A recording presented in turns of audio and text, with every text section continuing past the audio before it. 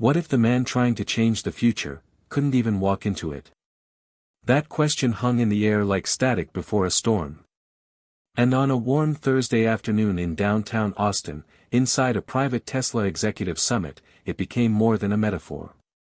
Elon Musk was halfway through a strategy presentation, talking expansion, autonomy, and a new AI driver training algorithm, when his leg seized. Not a cramp. Not discomfort. But the kind of paralyzing pain that makes you think something inside you just tore open. He paused, gripping the edge of the stainless steel conference table. His face twitched. One hand reached under the table, squeezing his thigh. A low grunt escaped his throat. The room fell silent. At first, people assumed it was just a pause for emphasis, Elon's signature dramatic timing. But when his voice failed to return, and his body started shifting awkwardly in the chair, everyone noticed. "Are you okay?" Gwynne Shotwell asked quietly. He tried to smile. It came out crooked. Just give me a second." But there was no second. Not when his calf locked next, then his hamstring. He stood abruptly and nearly toppled. His assistant rushed forward, catching him by the elbow. A glass of water was handed over. Someone whispered, "Should we call someone?" Elon waved them off, eyes watery, trying to hide the grimace overtaking his face. This wasn't the first time. But it was the first time it happened in public. At SpaceX, they called it the glitch. Short, sharp episodes of leg cramps that came out of nowhere. Random. But always violent. He'd been ignoring them for months. They first appeared late at night, around 3 a.m. He'd leap out of bed, shouting, massaging his calves, chugging water like it would drown the fire in his nerves. Grimes had joked once that maybe it was his body rejecting Mars gravity, preemptively. He laughed then. He wasn't laughing anymore. Later that day, after the summit ended early and the boardroom cleared, Elon sat alone in his office. His legs were trembling under the desk. His phone buzzed. He ignored it. He'd been ignoring a lot of things lately, like doctor's appointments, sleep, full meals. He hadn't had a real breakfast in 4 days.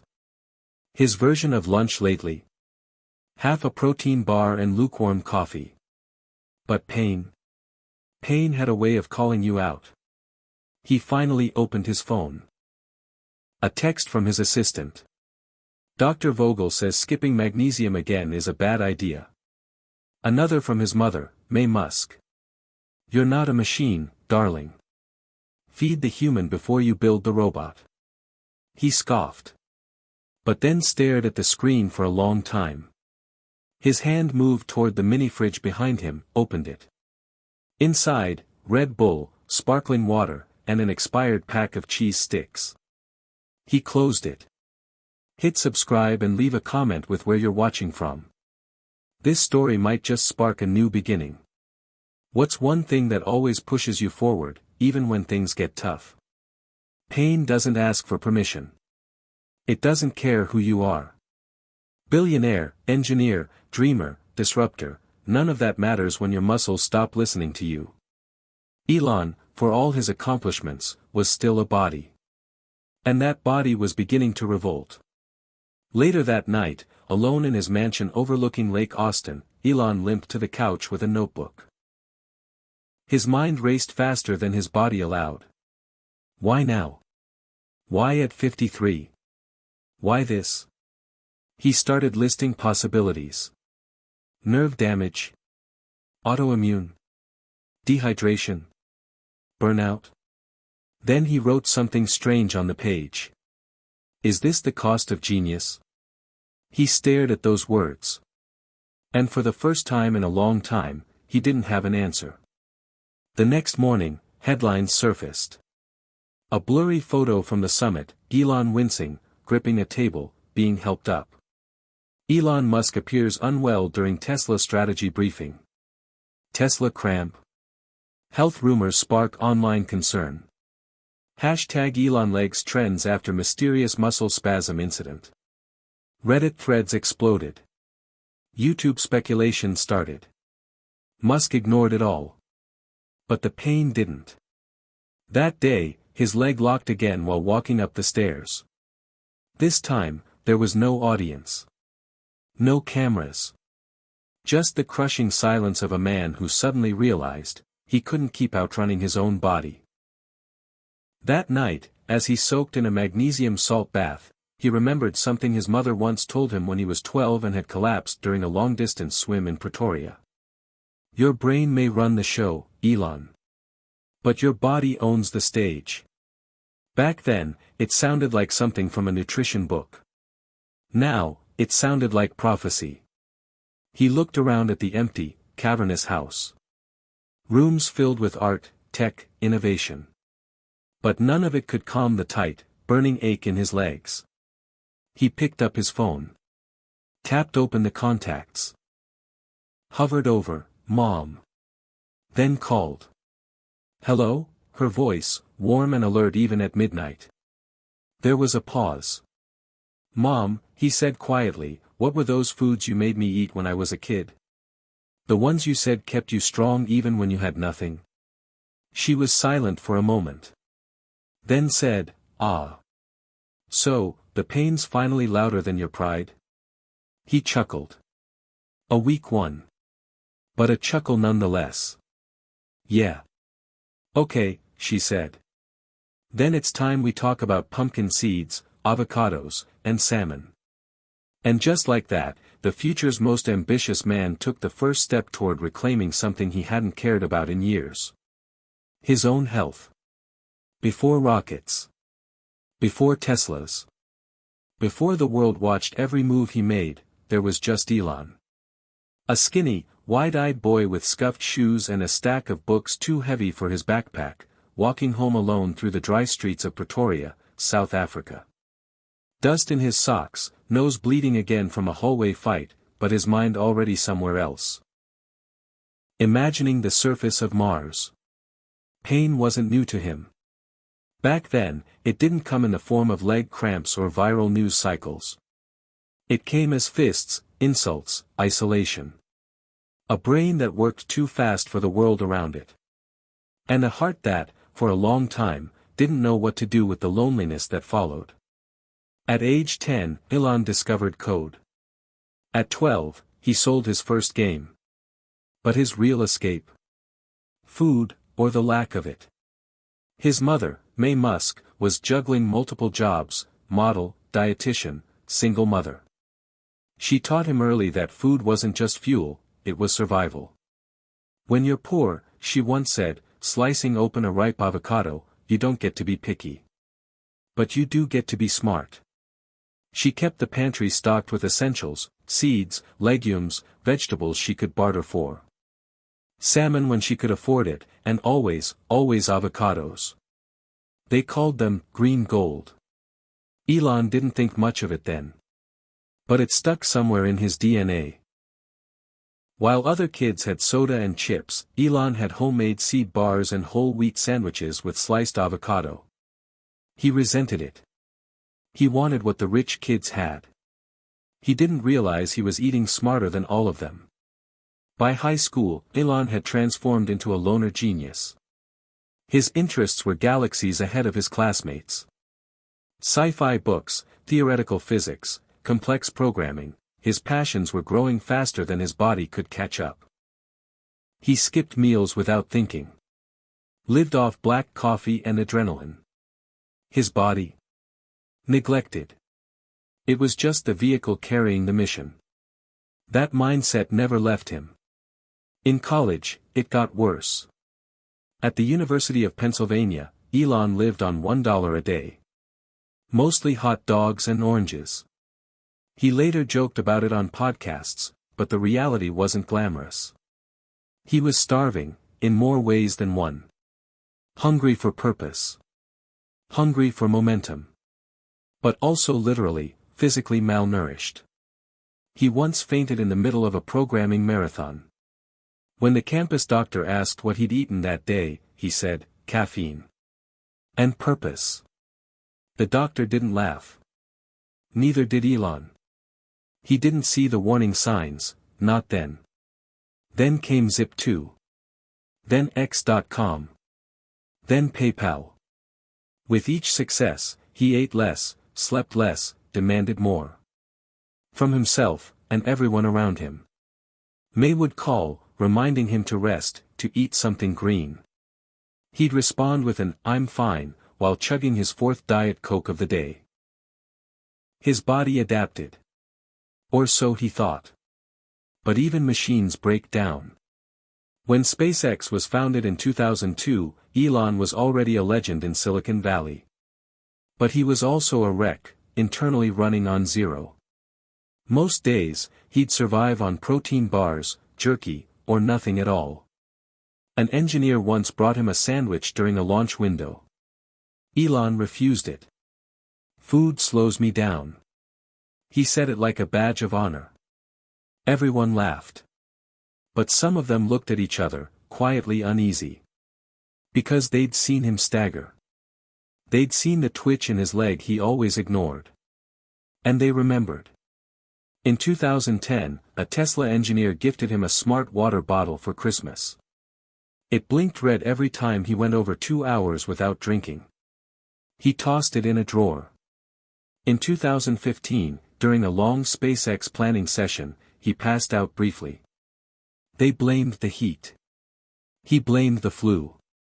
Nobody believed either story. But he powered through. Always. Because rest? Recovery? Those were luxuries he thought he couldn't afford. And then came the warning signs. Subtle, at first. Tingling in his toes after flights. Sharp pulls in his calves when stepping out of his roadster. A weird tremor in his left hand when holding a stylus too long. He told himself it was stress. Dehydration. Age, maybe. But not weakness. Never that. It wasn't until that day in Austin, legs stiff, pride shattered, silence ringing, that all those early signals came flooding back. That night, lying awake with his legs wrapped in compression sleeves, Elon opened an old folder on his laptop. Photos from his childhood. May in their tiny kitchen, scooping chia seeds into mason jars. Him as a teenager, lanky and smiling awkwardly, eating grilled salmon by candlelight. A handwritten note she had left in his lunchbox when he was 9. Think big, but eat well. Your brain's not the only thing growing. He stared at that one for a long time. And for the first time in years, he didn't feel like the visionary. Or the CEO. Or the disruptor. He felt like a son who had wandered too far from home. The body remembers what the brain forgets. It carries the choices. The missed meals. The red flags. And now, it was demanding repayment. Not in theory. Not in the future. But now. The next morning, he called May again. "Okay," he said, voice groggy. "I'm ready to listen." She didn't say, "I told you so." She just said, "Let's start where we left off. You still like pumpkin seeds?" He paused. "Yeah. I think I do." There's a certain mythology that surrounds Elon Musk. The Rocket Man. The Tesla Titan. The AI Whisperer. A walking future headline. But behind every launch, every car unveiling, and every viral tweet, there was a body quietly screaming for help. And he didn't hear it, until it was almost too late. Tesla was fighting through production hell. The Model 3 rollout had become a war zone of missed deadlines, overheating robots, and brutal investor pressure. Elon was sleeping on the floor of the Fremont factory, using his coat as a pillow and spreadsheets as a blanket. Literally. He showered at the gym down the street. Ate whatever his assistant could grab between meetings. Energy drinks, gas station burritos, protein bars with ingredient lists longer than the car manuals he was rewriting. His average sleep, 4 hours. His average meals, 1.5 a day, if that. His legs. Not a priority. Until they started fighting back. The cramps were subtle at first. A small spasm in his left calf during an all-hands call. A sharp jolt in his hamstring when he stood up too fast. He waved them off. "I'm just dehydrated," he told his assistant once, rubbing his thigh behind a closed conference room door. "I'll drink more sparkling water. But carbonated water isn't potassium. And coffee isn't magnesium. And willpower isn't nutrition." Then came SpaceX Demo 1 in 2019. A monumental moment, their first uncrewed flight to the International Space Station. The team gathered in Hawthorne. A wall of screens tracked everything from velocity to vibration. Elon paced non-stop, back and forth, until the countdown hit T-4 minutes. Then his leg locked. Not a twitch. A full, soul-seizing cramp that ripped from his ankle to his hip like someone had wired him into a faulty circuit. He nearly dropped his phone. No one saw. He bit his lip so hard it bled, steadied himself on the edge of a control panel, and prayed the camera feeds were too distracted to notice. Afterward, he limped to the restroom and sat on the closed toilet lid for 20 minutes, drenched in sweat, massaging his leg. When an engineer knocked gently and asked if he was okay, he said, "Just, overwhelmed with emotion. But the body doesn't lie." And his was staging a rebellion. By 2020, as COVID raged and remote work became the norm for most of the planet, Elon was ramping up instead of slowing down. He built a new gigafactory. Launched more Starlink satellites. Hosted SNL. All while surviving off caffeine, adrenaline, and the illusion of immortality. Meanwhile, the cramps evolved, from nightly nuisances into daily disruptions. Walking upstairs became a gamble. Bending down to pick up something off the floor required planning. Once, during a pitch to investors, his leg spasmed mid-sentence, and he masked it by pretending to adjust his shoe. But behind the scenes, it was chaos. Doctors said stress. Others blamed nerves. He got blood work done. Everything looked within range. But nobody asked what he was eating. And he didn't offer. One night, during a strategy session at SpaceX, he collapsed forward onto the conference table. His legs had gone completely numb. Paramedics were called. By the time they arrived, he was conscious, coherent, and, true to form. Already back to drawing on the whiteboard, explaining orbital velocity as if nothing had happened. But the look on his engineers' faces, that haunted him. Grimes, his partner at the time, was livid. "This isn't a flex, Elon. It's stupid. I'm fine." "No, you're pretending. You're not a god. You're a guy who hasn't eaten a real vegetable in 3 months." He stared at her like she'd just accused him of murder. "You think food's gonna slow you down," she continued, "but honestly, you're already crawling. Your brain's still on Mars, but your body's stuck in coach-class Earth." It hit harder than the cramps ever did. Later that night, Elon sat alone on the balcony of his Texas home, staring at the moon. He pulled out a worn notebook, something he always kept nearby. Not for sketches. Not for designs. But for truths he couldn't admit out loud. And on a blank page, he wrote, "I've optimized everything, except myself. If my brain is the engine, why do I treat the fuel like trash? I'm not aging strong. I'm just aging fast." He closed the notebook. Tried to stand. Failed. The cramp gripped his calf like a vice and wouldn't let go.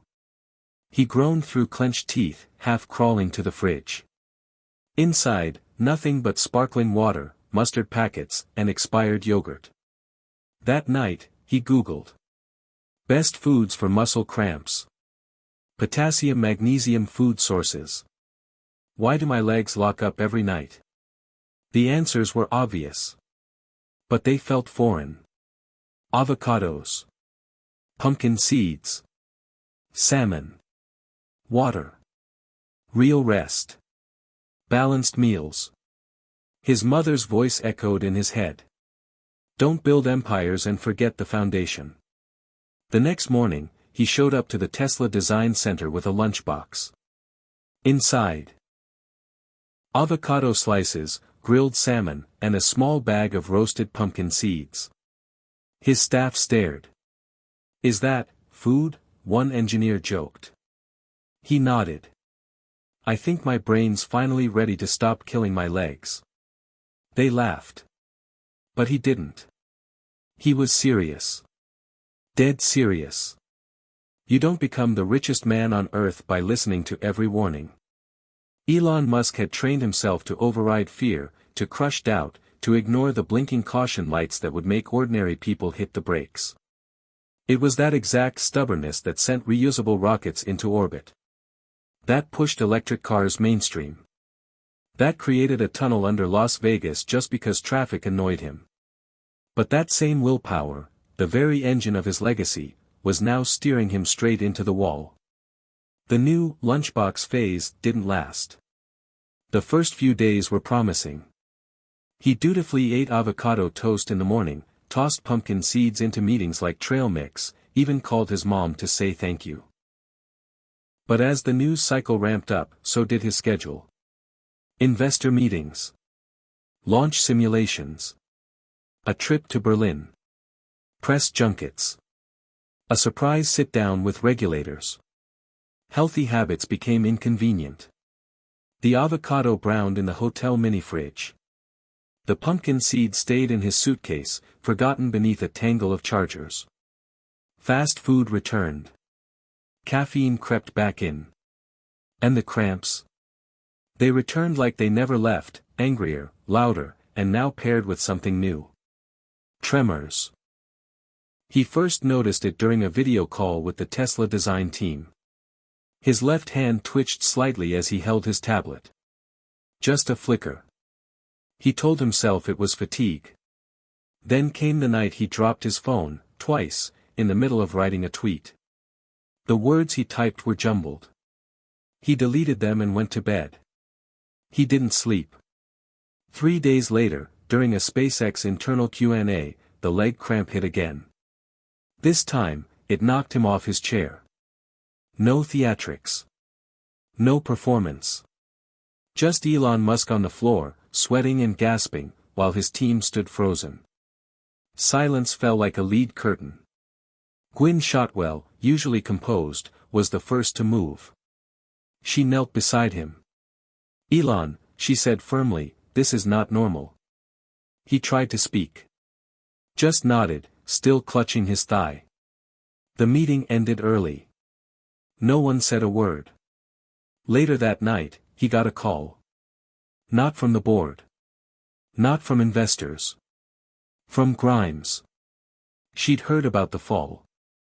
Word travels fast in tech, and faster through whispers.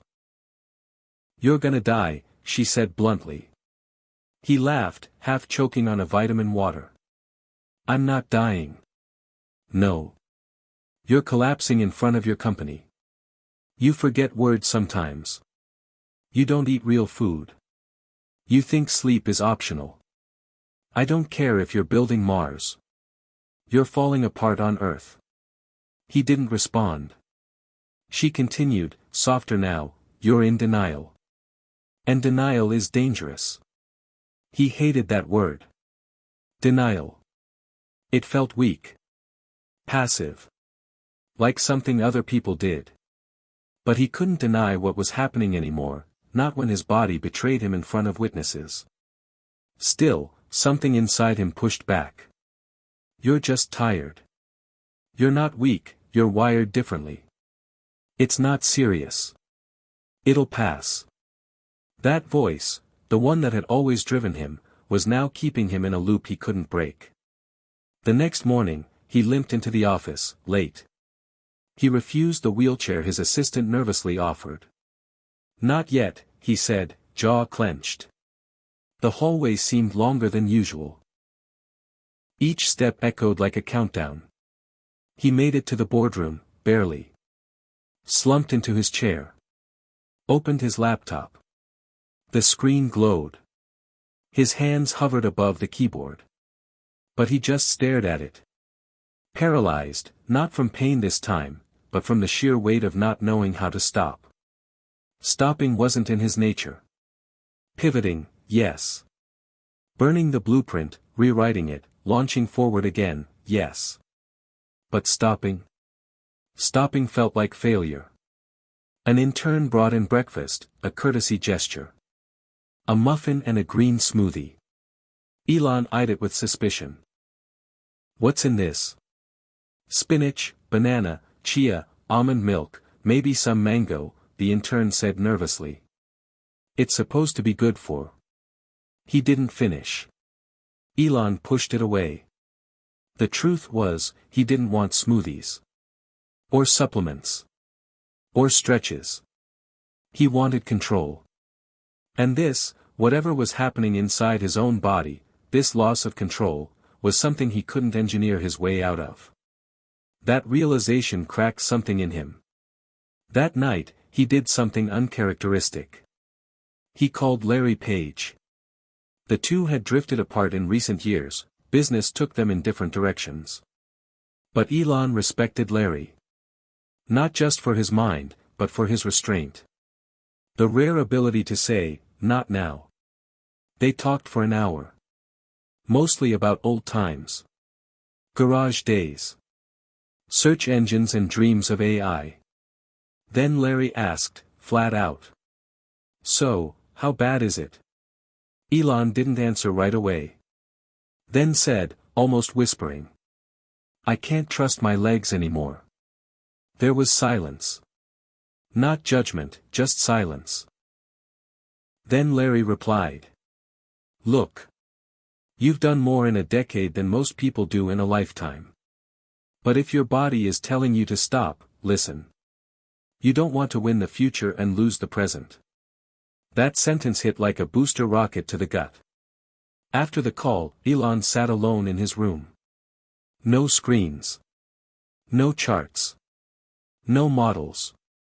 Just stillness. And that's when he remembered something from long ago, his mother, slicing salmon with lemon and herbs, saying. Your body is your first spaceship. The next morning, Elon sent a group text to his assistant and chef. From today forward, no processed food, no skipped meals, no artificial anything.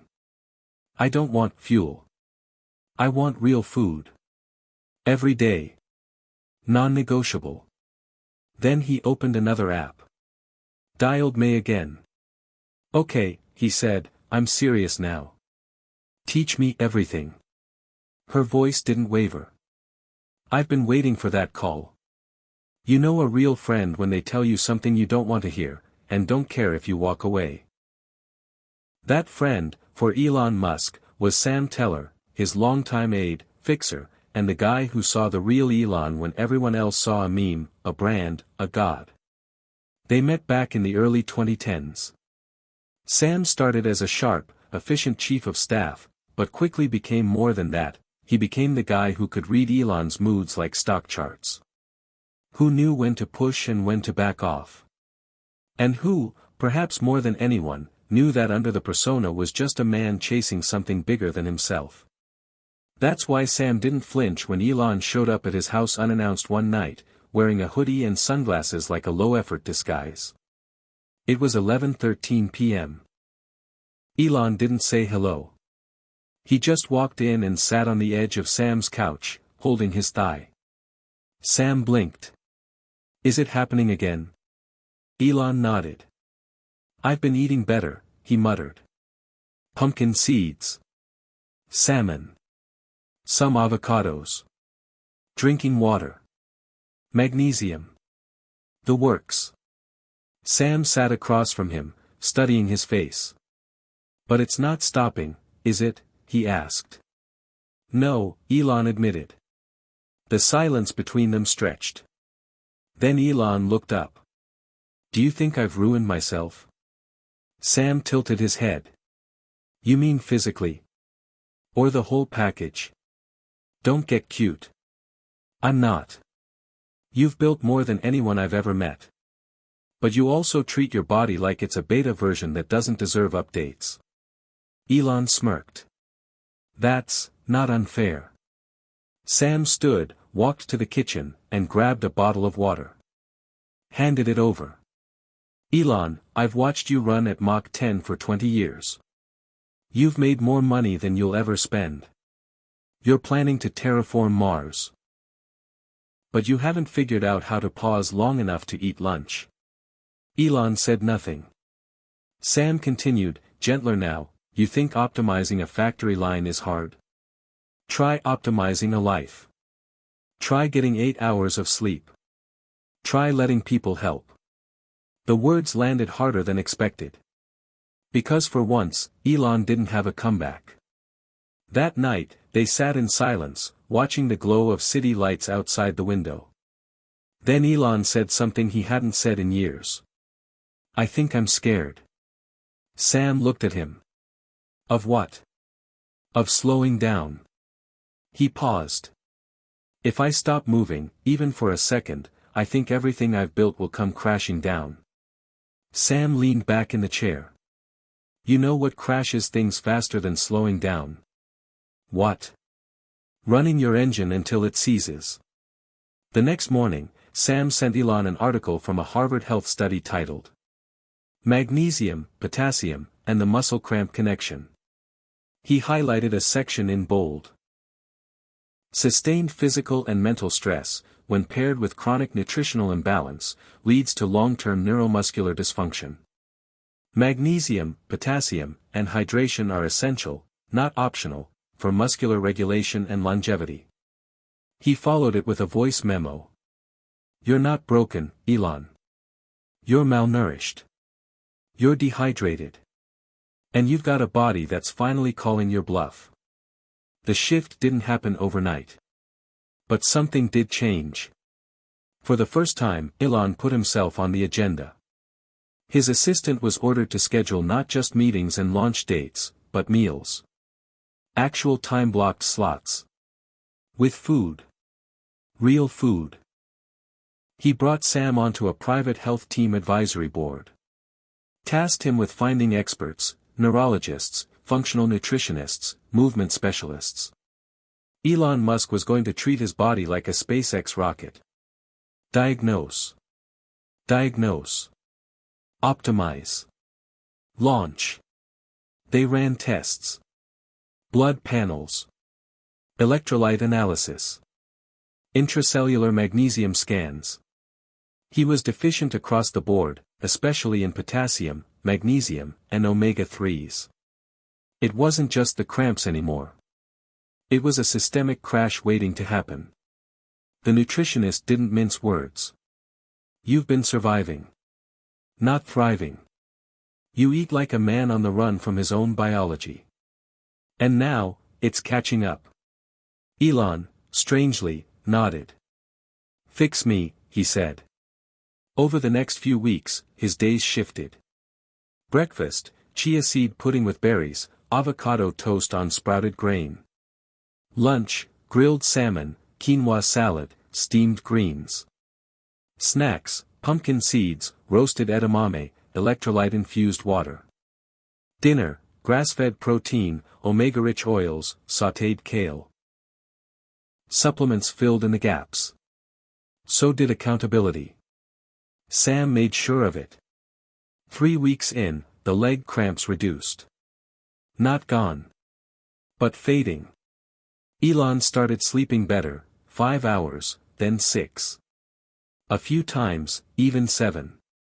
His mind, still a hurricane, began to clear. He wasn't slower. He was sharper. The fear of losing momentum had been a lie. His friend had been right all along. One morning, in a Tesla prototype lounge, Elon turned to Sam while peeling a boiled egg. I think I'm starting to feel human again. Sam smirked. Weird, huh? Elon took a bite. I hate that it took this long. But, thank you. Sam just nodded. No thanks needed, he said. You just needed a mirror. I held it up.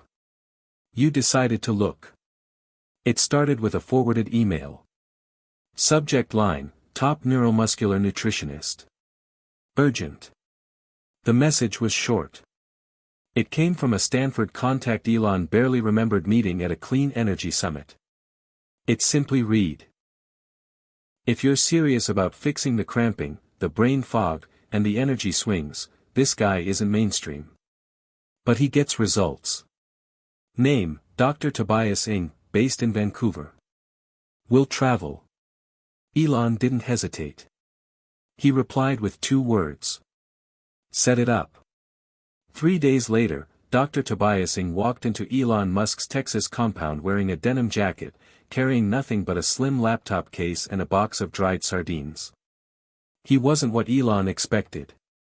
Youngish, maybe mid-40s, half Asian, with a calm demeanor that felt more like a meditation teacher than a scientist. He didn't ask for a selfie. He didn't compliment Elon's car collection. He just shook his hand, sat down, and opened a file. Let me guess, Dr. Ng began. The cramps started low-grade. You ignored them. They came back stronger. Still ignored them. Then you collapsed in public. Elon raised an eyebrow. Lucky guess. Dr. Ng smiled. Pattern recognition. I've seen it in CEOs, Olympic athletes, and overworked ER surgeons. Always the same formula: high-functioning brain, low-functioning recovery system. He pulled out a chart and slid it across the table. Your body doesn't care how smart you are. It runs on minerals, mitochondria, and meals. Not mission statements. Elon nodded slowly. So what's wrong with me? Dr. Ng leaned forward. Nothing, that can't be reversed. But right now, you're a Ferrari running on fumes. High output, no absorption. You're functionally deficient in magnesium, potassium, and omega-3s, all critical for neuromuscular signaling. He pulled a tiny model muscle fiber from his case. When you run low on potassium, muscles cramp. When magnesium dips, they misfire. Add sleep deprivation and dehydration, and the signals get scrambled. Your body literally forgets how to release tension. Elon stared at the model, quiet. It's like bad code, he muttered. The loops don't resolve. Exactly, said Ng, except this isn't software. You can't debug your legs. Dr. Ng didn't waste time. For the next 2 hours, he ran Elon through a battery of tests, reflex checks, muscle endurance trials, even an infrared scan to look at inflammation points. The data didn't lie. Elon's cortisol levels were spiked, his mitochondrial efficiency was tanking, and his electrolyte regulation was off by a mile. You're not dying, Ng assured him. But you're absolutely not aging well. Elon cracked a dry smile. So what's the fix? Ng opened the box of dried sardines and placed one on the table. First, you eat this. It was rich in calcium, magnesium, and DHA, brain food. Elon grimaced but chewed it down. Then came the non-negotiables. 1. Daily intake of potassium-rich foods, avocados, bananas, sweet potatoes, coconut water. 2. Magnesium every night, either through soaked pumpkin seeds or magnesium glycinate. 3. Wild-caught fatty fish 3 times a week. Especially salmon. 4. Deep hydration protocol, electrolyte-balanced water at scheduled intervals. 5. No more skipping meals. But perhaps the most important addition. Stillness. 10 minutes of silence every morning, Ng said. No screens. No planning. Just letting your nervous system remember it's safe. Elon didn't love that one. Stillness doesn't scale. Neither does burnout, Ng replied flatly. Over the next week, Dr. Ng shadowed Elon through meetings, design reviews, even an impromptu Starlink troubleshooting call. He noted everything: posture, energy spikes, moments when Elon's legs subtly tensed. And each evening, they'd sit down and debrief, over grilled salmon, quinoa, and a glass of magnesium-spiked water. On day 4, Elon said something surprising. "I feel quieter inside." Ing nodded. "Your cells are stabilizing. Your nervous system's not in defense mode anymore." On day 6, the cramps didn't come. For the first time in 6 months, Elon woke up without pain in his calves. That night, they walked the perimeter of the property. It was clear and dry, stars visible. Elon looked up at Mars, tiny, glowing red, almost teasing him. "You think I can really fix this?" he asked. "You've already started," Ing said. "You can't outbuild death. But you can outsmart deterioration." Then he added. "And if you want to make it to Mars, your legs are going to need to carry you to the launch pad." Dr. Ing left 2 days later, promising to stay available via satellite consult. He handed Elon a short list of rules. The 3 Musk essentials. 1. Pumpkin seeds, 1 ounce daily for magnesium. 2. Avocados, 1 per day for potassium, healthy fat, and absorption. 3. Wild salmon, 3x/week minimum for omega-3s and brain function. Simple. Repeatable. Non-negotiable. "You already have the vision," Ing said. "Now feed the machine." After he left, Elon wrote in his notebook again. "The smartest man I've met this year didn't want a job. He wanted me to stop killing myself. That's rare. That's a friend." He closed the book and reached for the bowl of pumpkin seeds. For once, not as a symbol, but as a choice. It started with a bowl. Not a fancy one. Just ceramic.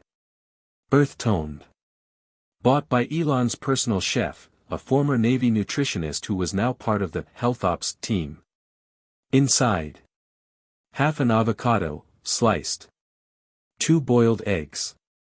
Sprinkled pumpkin seeds. Chia pudding with almond milk, banana, and a pinch of sea salt.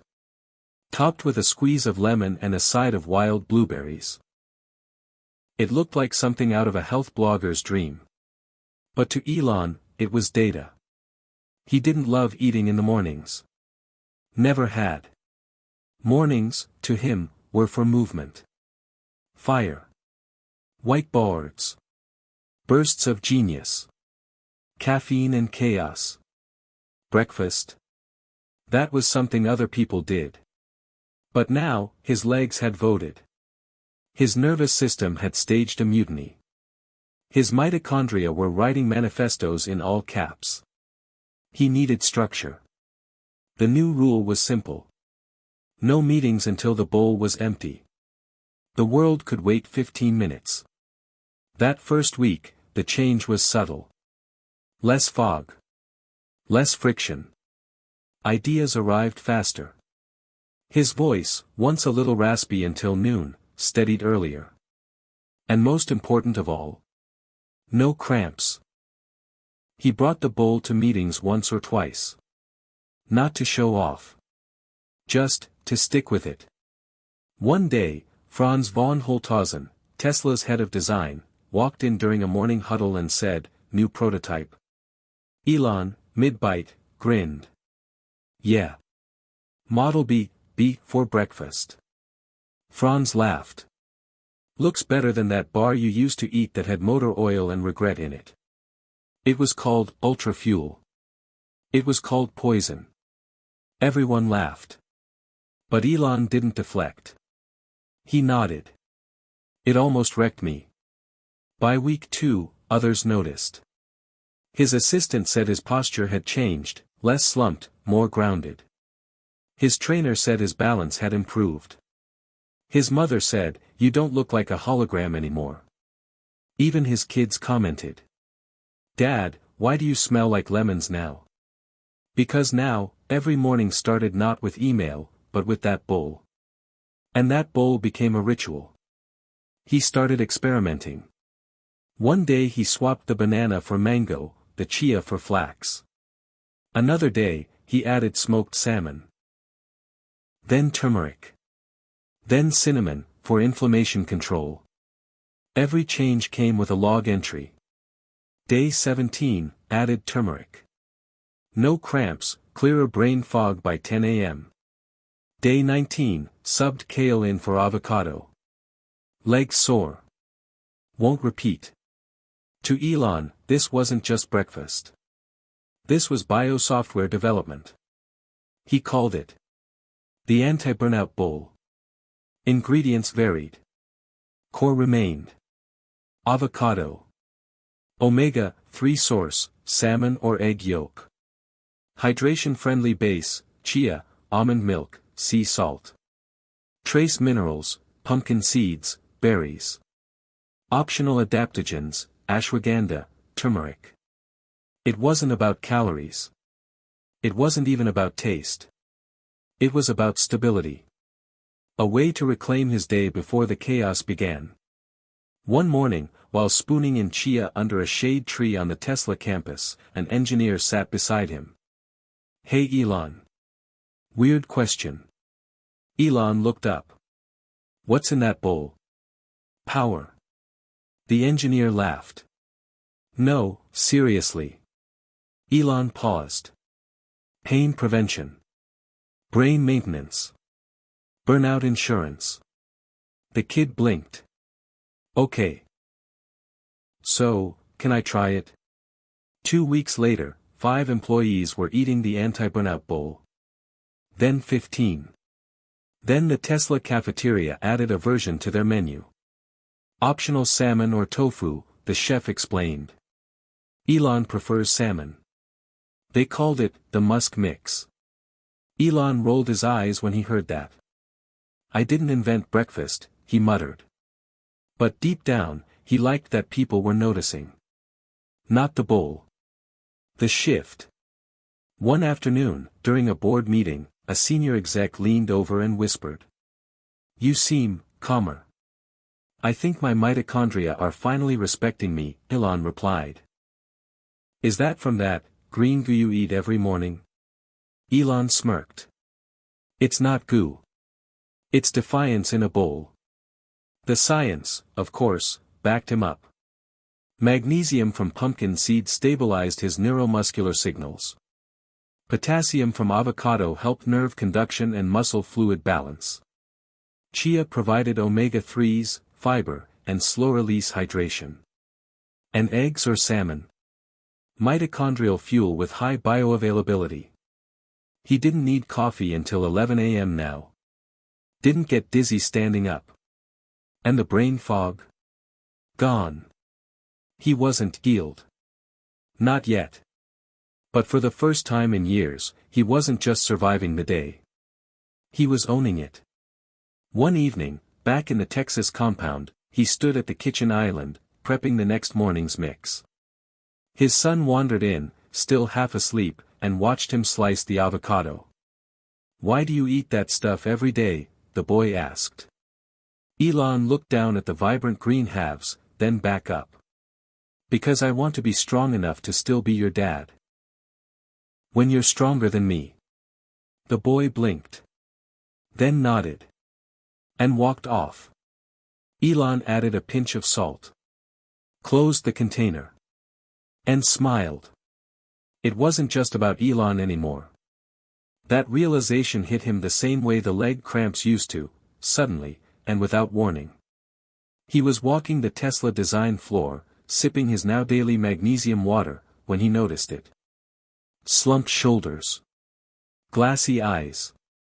Energy drinks stashed under desks like contraband. A designer, one of the brightest in the group, winced as he stood up, hand gripping his lower back. "You good?" Elon asked. "Yeah. Just, slept on it weird."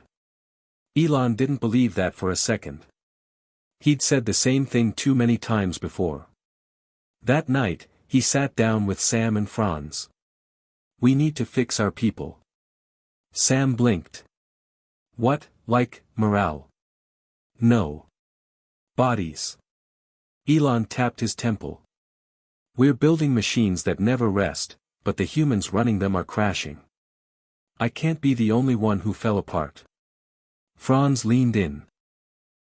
You're definitely not. So Elon gave the directive. Cramp-proof the crew. Every engineer, designer, coder, pilot. No one on my team should be running on fumes. It started with a meeting no one expected. Monday, 9 a.m. sharp. Mandatory anti-burnout protocol briefing. Half the team thought it was a joke. Elon rarely showed up to anything labeled briefing. But there he was, standing at the front of the room, holding a bowl of chia pudding and a clicker. The screen behind him read. Energy is a system. Not a suggestion. He paced slowly, almost casually. You know why I collapsed in front of half of SpaceX 6 weeks ago? Dead silence. I was dehydrated. Mineral depleted. Sleep deprived. Malnourished. A nervous laugh rippled through the room. Elon didn't smile.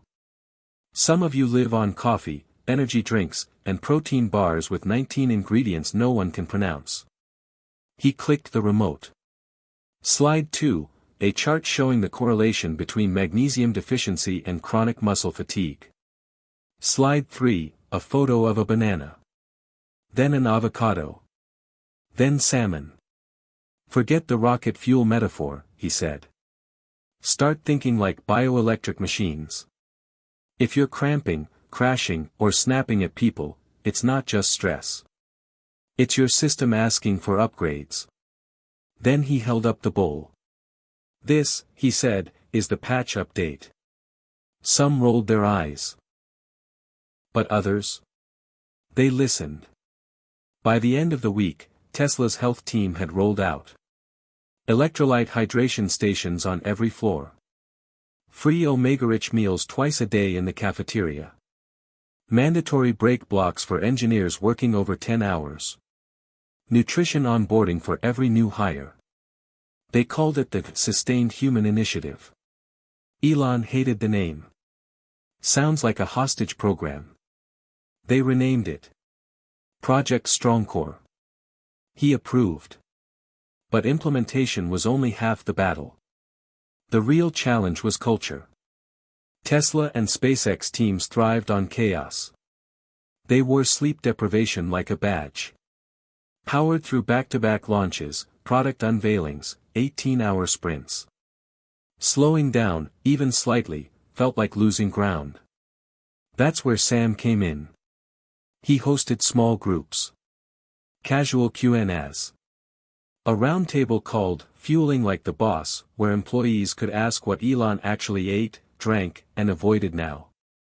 They learned. He stopped drinking soda. He ate avocados like apples. He had not had fast food in over a month. He was back to sleeping 6 hours. Not 8. But not 3 either. And, most shocking of all, he'd skipped 2 meetings that week, for yoga. The turning point came during a senior software sprint. The team had been working 14 days straight on an emergency firmware update. One of the coders, Nick, 27, bright as hell, collapsed in the break room. Dehydrated. Cramped. Twitching in one leg. Elon heard about it within the hour. He showed up that night with a duffel bag. Inside. Bananas. Pumpkin seeds. Magnesium water. 2 wild salmon wraps. A folded blanket. He sat beside Nick and said, "This is what I should have had when I crashed." Nick, embarrassed and half-lucid, whispered. "I thought I was being tough." "You were being reckless," Elon said. Then he added, "Same mistake I made." After that night, something changed.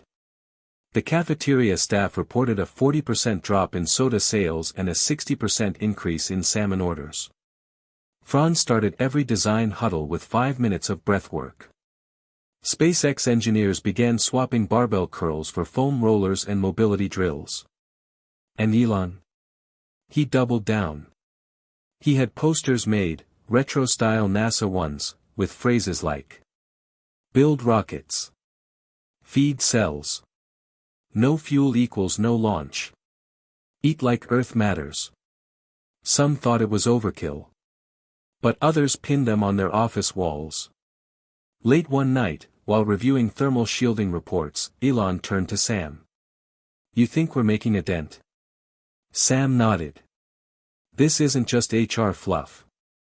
People are performing better. And for the first time. I think they believe they can sustain it." Elon looked out the window. A Falcon rocket sat lit under the floodlights, a few miles away. He sipped his magnesium water and whispered.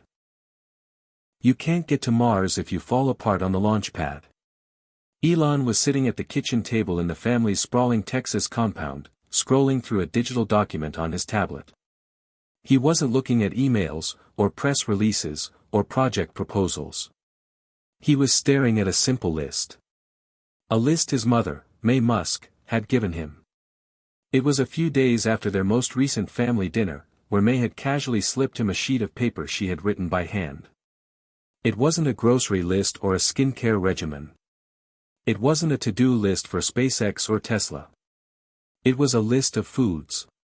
"Eat these, and your muscles won't betray you," she had said, sliding the list across the table with an amused smile.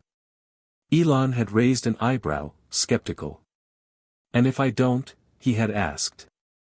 "You won't be able to lift your own brain," May replied. It wasn't exactly how he pictured their conversations going, but May had a way of speaking that left no room for rebuttal. Now, back at the table, Elon scrutinized the items on the list. 1. Spinach. 2. Beets. 3. Kale. 4. Broccoli. 5. Wild-caught salmon. 6. Chia seeds. 7. Avocado. 8. Almonds. 9. Turmeric. 10. Pumpkin seeds. His mother, the internationally known model, dietitian, and advocate for longevity, always preached a diet rich in nutrient-dense, whole foods. Her approach was simple, rooted in balance and mindful eating. But it was the last item on the list that caught his attention. 11. Bone broth. Bone broth? He texted her immediately. "Elon. Is this for real? Bone broth?" She replied almost instantly. "May. Yes, it's a powerhouse. The collagen supports joints, the minerals rebuild your bones, and it's anti-inflammatory. Trust me, darling. You'll see results." Elon stared at his phone. "Okay, Mom," he muttered under his breath. "Let's see what this bone broth thing is about." The next morning, before his first meeting with Tesla's R&D team, Elon found himself standing in his kitchen, surrounded by bones. Chicken bones. Beef bones. He even had a large pot of grass-fed beef marrow bones simmering away on the stove. It smelled earthy. Rich. But also a little too old school for his taste. He'd never been a fan of the idea of sipping a savory liquid, especially one made from the remains of animals. His relationship with food had always been about function over flavor. He didn't care about what was trendy or what was popular. He cared about what made him feel right. But this was his mom's advice. And, if he was being honest, Musk had never steered him wrong. A few hours later, after his first sip of bone broth, Elon made a face. It wasn't awful. It was, okay. Warm. Nutritious. Salty. But it didn't taste like anything he'd expect from the creators of rockets and artificial intelligence. It felt more like something out of a grandmother's kitchen. Still, he didn't want to disappoint her. That afternoon, while analyzing SpaceX's orbital trajectory data, Elon sipped more of the broth. Slowly, he began to notice the difference. No cramps. No twitching in his legs. And, most importantly, his focus felt sharper. He felt a level of clarity that he hadn't experienced in a while. A mental steadiness that allowed him to think 3 steps ahead, almost like his neurons were firing on the right wavelength. He texted May again. This time, his message was different. Elon. Bone broth, not bad. Actually feels like it's working. May. Good. I told you, darling. It's about nourishing the body so the mind can work at its best. Elon smiled. He didn't want to admit it, but he knew his mother was onto something. Maybe it wasn't just about his body anymore. Maybe it was also about his mind, something that often got left behind in the quest for innovation. The next day, as he walked into a boardroom at Tesla, he noticed a few of his team members sipping something that looked suspiciously like broth. "Is that bone broth?" he asked, a hint of amusement in his voice. One of the engineers, a guy named Greg, glanced up from his laptop, shrugged, and grinned. "Yeah. Started drinking it after you posted about it. Gotta say, my knees feel better after just a week." "See?" Elon pointed at him. "It's a game changer." Greg laughed, "Guess your mom knows her stuff." It wasn't just Greg. Within the next 2 weeks, the bone broth trend started circulating among Tesla employees. Franz was first to join in, declaring that his shoulders no longer hurt after long design sessions. Sam followed with a testimony about his improved sleep quality.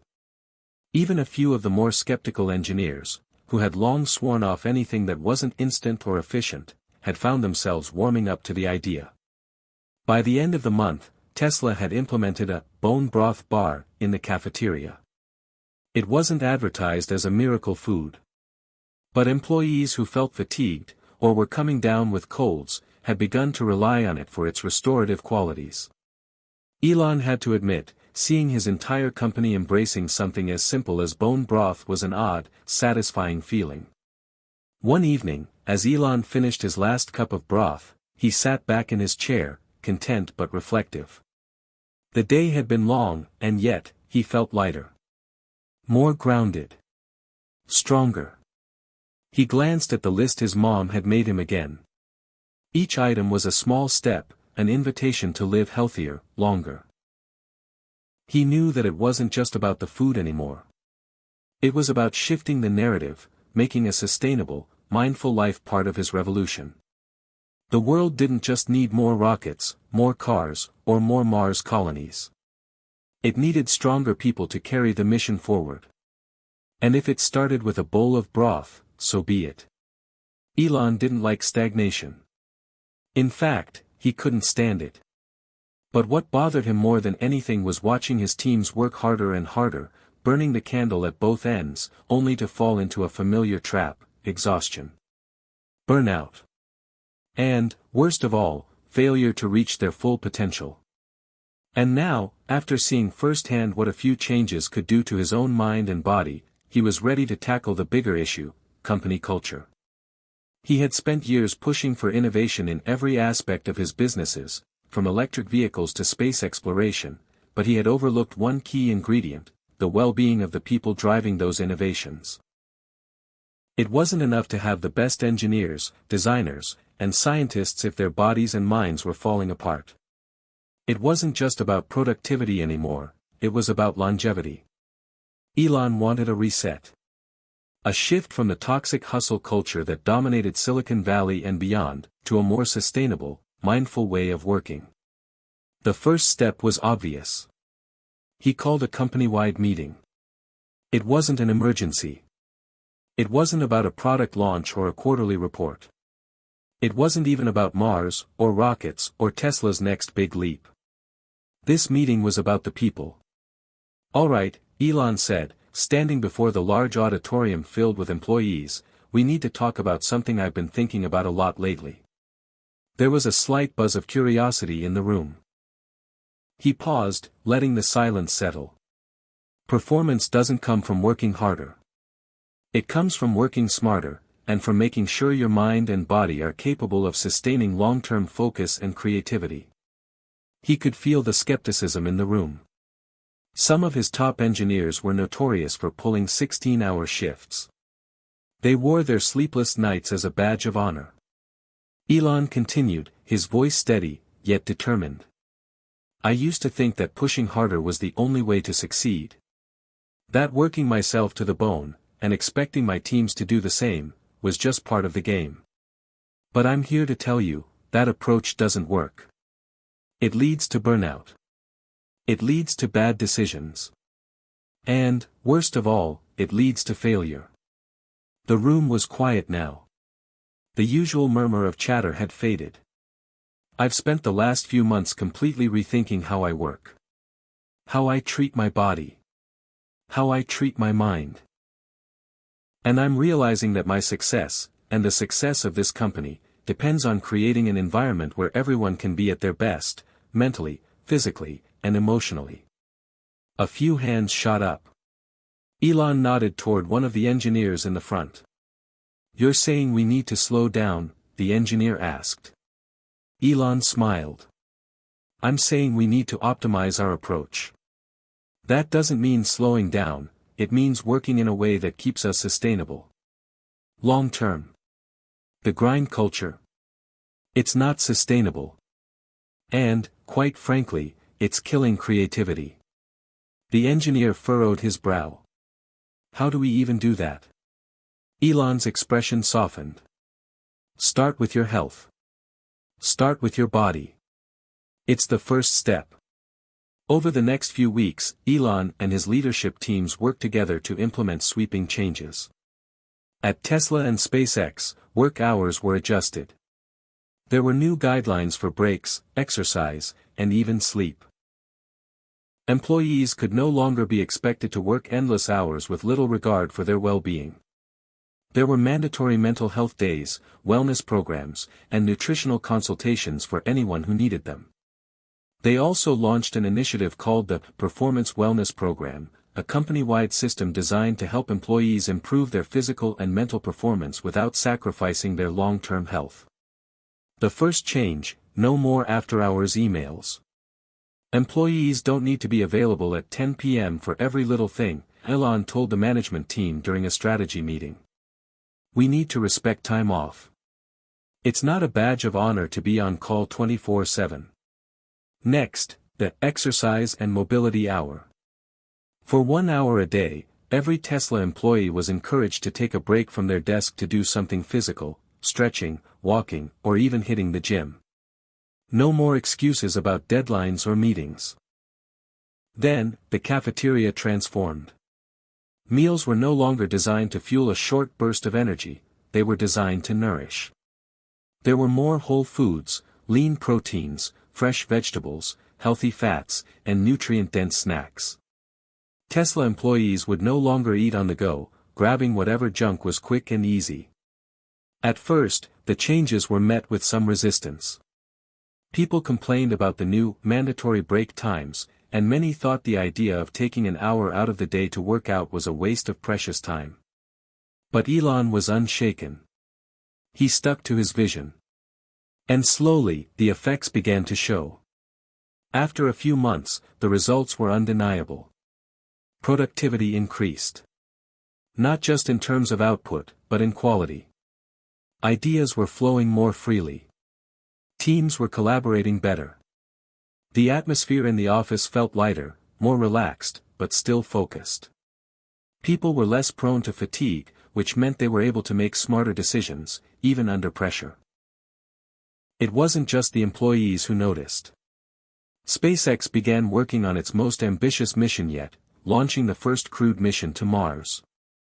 And for the first time, the engineers and astronauts were prepared, not only mentally, but physically, to handle the physical demands of space travel. "We're in this for the long haul," Elon said during a meeting with the Mars mission team. "The journey to Mars is going to take years. And we need to be ready for that. Our bodies and minds need to be able to sustain the pressure, the stress, and the longevity of that journey." He looked around at his team. "We've all heard the stories about astronauts collapsing after returning to Earth. We need to make sure that doesn't happen on Mars." As the months passed, the changes took root. Employees weren't just surviving, they were thriving. And Elon began to see a shift not just in the companies, but in himself. For the first time in years, he wasn't just working harder, he was working smarter. He wasn't just pushing himself to the limit, he was learning to optimize his time, his energy, and his focus. And as the companies grew stronger, so did their vision. The reset had begun. Hit subscribe and leave a comment with where you're watching from. This story might just spark a new beginning. What's one thing that always pushes you forward, even when things get tough? Innovation had always been Elon Musk's North Star. It was the driving force behind everything he touched, from electric cars to reusable rockets. But as the years passed, he realized that his relentless pursuit of groundbreaking ideas had led to something more than just technological advancement, it had led to a culture of burnout. Then, the cafeteria transformed. Meals were no longer designed to fuel a short burst of energy, they were designed to nourish. There were more whole foods, lean proteins, fresh vegetables, healthy fats, and nutrient-dense snacks. Tesla employees would no longer eat on the go, grabbing whatever junk was quick and easy. At first, the changes were met with some resistance. People complained about the new, mandatory break times, and many thought the idea of taking an hour out of the day to work out was a waste of precious time. But Elon was unshaken. He stuck to his vision. And slowly, the effects began to show. After a few months, the results were undeniable. Productivity increased. Not just in terms of output, but in quality. Ideas were flowing more freely. Teams were collaborating better. The atmosphere in the office felt lighter, more relaxed, but still focused. People were less prone to fatigue, which meant they were able to make smarter decisions, even under pressure. It wasn't just the employees who noticed. SpaceX began working on its most ambitious mission yet, launching the first crewed mission to Mars. And for the first time, the engineers and astronauts were prepared, not only mentally, but physically, to handle the physical demands of space travel. "We're in this for the long haul," Elon said during a meeting with the Mars mission team. "The journey to Mars is going to take years. And we need to be ready for that. Our bodies and minds need to be able to sustain the pressure, the stress, and the longevity of that journey." He looked around at his team. "We've all heard the stories about astronauts collapsing after returning to Earth. We need to make sure that doesn't happen on Mars." As the months passed, the changes took root. Employees weren't just surviving, they were thriving. And Elon began to see a shift not just in the companies, but in himself. For the first time in years, he wasn't just working harder, he was working smarter. He wasn't just pushing himself to the limit, he was learning to optimize his time, his energy, and his focus. And as the companies grew stronger, so did their vision. The reset had begun. Hit subscribe and leave a comment with where you're watching from. This story might just spark a new beginning. What's one thing that always pushes you forward, even when things get tough? Innovation had always been Elon Musk's North Star. It was the driving force behind everything he touched, from electric cars to reusable rockets. But as the years passed, he realized that his relentless pursuit of groundbreaking ideas had led to something more than just technological advancement, it had led to a culture of burnout. A few engineers exchanged glances. One of them, an expert in AI at Tesla, raised her hand. "We need to think of innovation as a long game, not just a sprint. If we push our teams too hard too fast, we risk exhausting the creative energy needed to keep moving forward. What if we could set up systems that allow for bursts of intense work, but with intentional breaks and off times to reset?" Elon nodded, a spark of interest lighting up his eyes. "I'm listening." Another team member spoke up. "What if we reframe failure as part of the innovation process? A lot of times, teams are afraid to fail because they think it will cost them everything: time, resources, energy. But what if failure could be seen as an essential part of learning? That would reduce the mental pressure to always succeed, which would allow people to take more risks and push boundaries without fear of burnout." Elon's mind raced. "You're suggesting that failure could be a fuel for creativity?" "Exactly," she replied. "Failure isn't the end. It's just another step. We learn, we adapt, and we continue the process of recalibration. But we need to take care of the emotional toll that comes with the constant fear of failing. That's why wellness programs are critical. They allow for the mental recovery needed to embrace failure as part of the cycle, rather than an obstacle. Elon sat back in his chair, absorbing what his team was saying. He had always known that failure was an inevitable part of the process. But hearing it framed in this way, a way that could empower his teams, felt like a light bulb moment. What if, he began, his voice steady and reflective, we could integrate these principles into every phase of the work process? What if we built systems that not only encouraged progress, but also ensured mental clarity and physical vitality at every stage? The room fell silent as his words sank in. We could make progress faster, he continued, and more sustainably. We could maintain a culture of innovation, without burning out our most valuable asset, the people. Over the next few months, Elon's vision started to take shape. Tesla and SpaceX began experimenting with new ways of integrating wellness and work into every phase of the project lifecycle. They introduced Innovation Weeks, where employees could step away from their day-to-day work to focus on personal development, whether that meant reading, exercising, or taking part in creative workshops. These breaks weren't optional, they were built into the schedule. They also created a system for mental breaks during the workday, with employees encouraged to step outside, go for a walk, or meditate, using the company's wellness rooms. These rooms were stocked with calming sounds, aromatherapy, and even virtual reality environments that allowed employees to escape for a few minutes, reset, and return to their work with renewed energy. The results weren't immediate, but they were undeniable. Productivity didn't decrease, if anything, it increased. Tesla's engineers were solving problems faster, and SpaceX's mission designs were more innovative than ever before.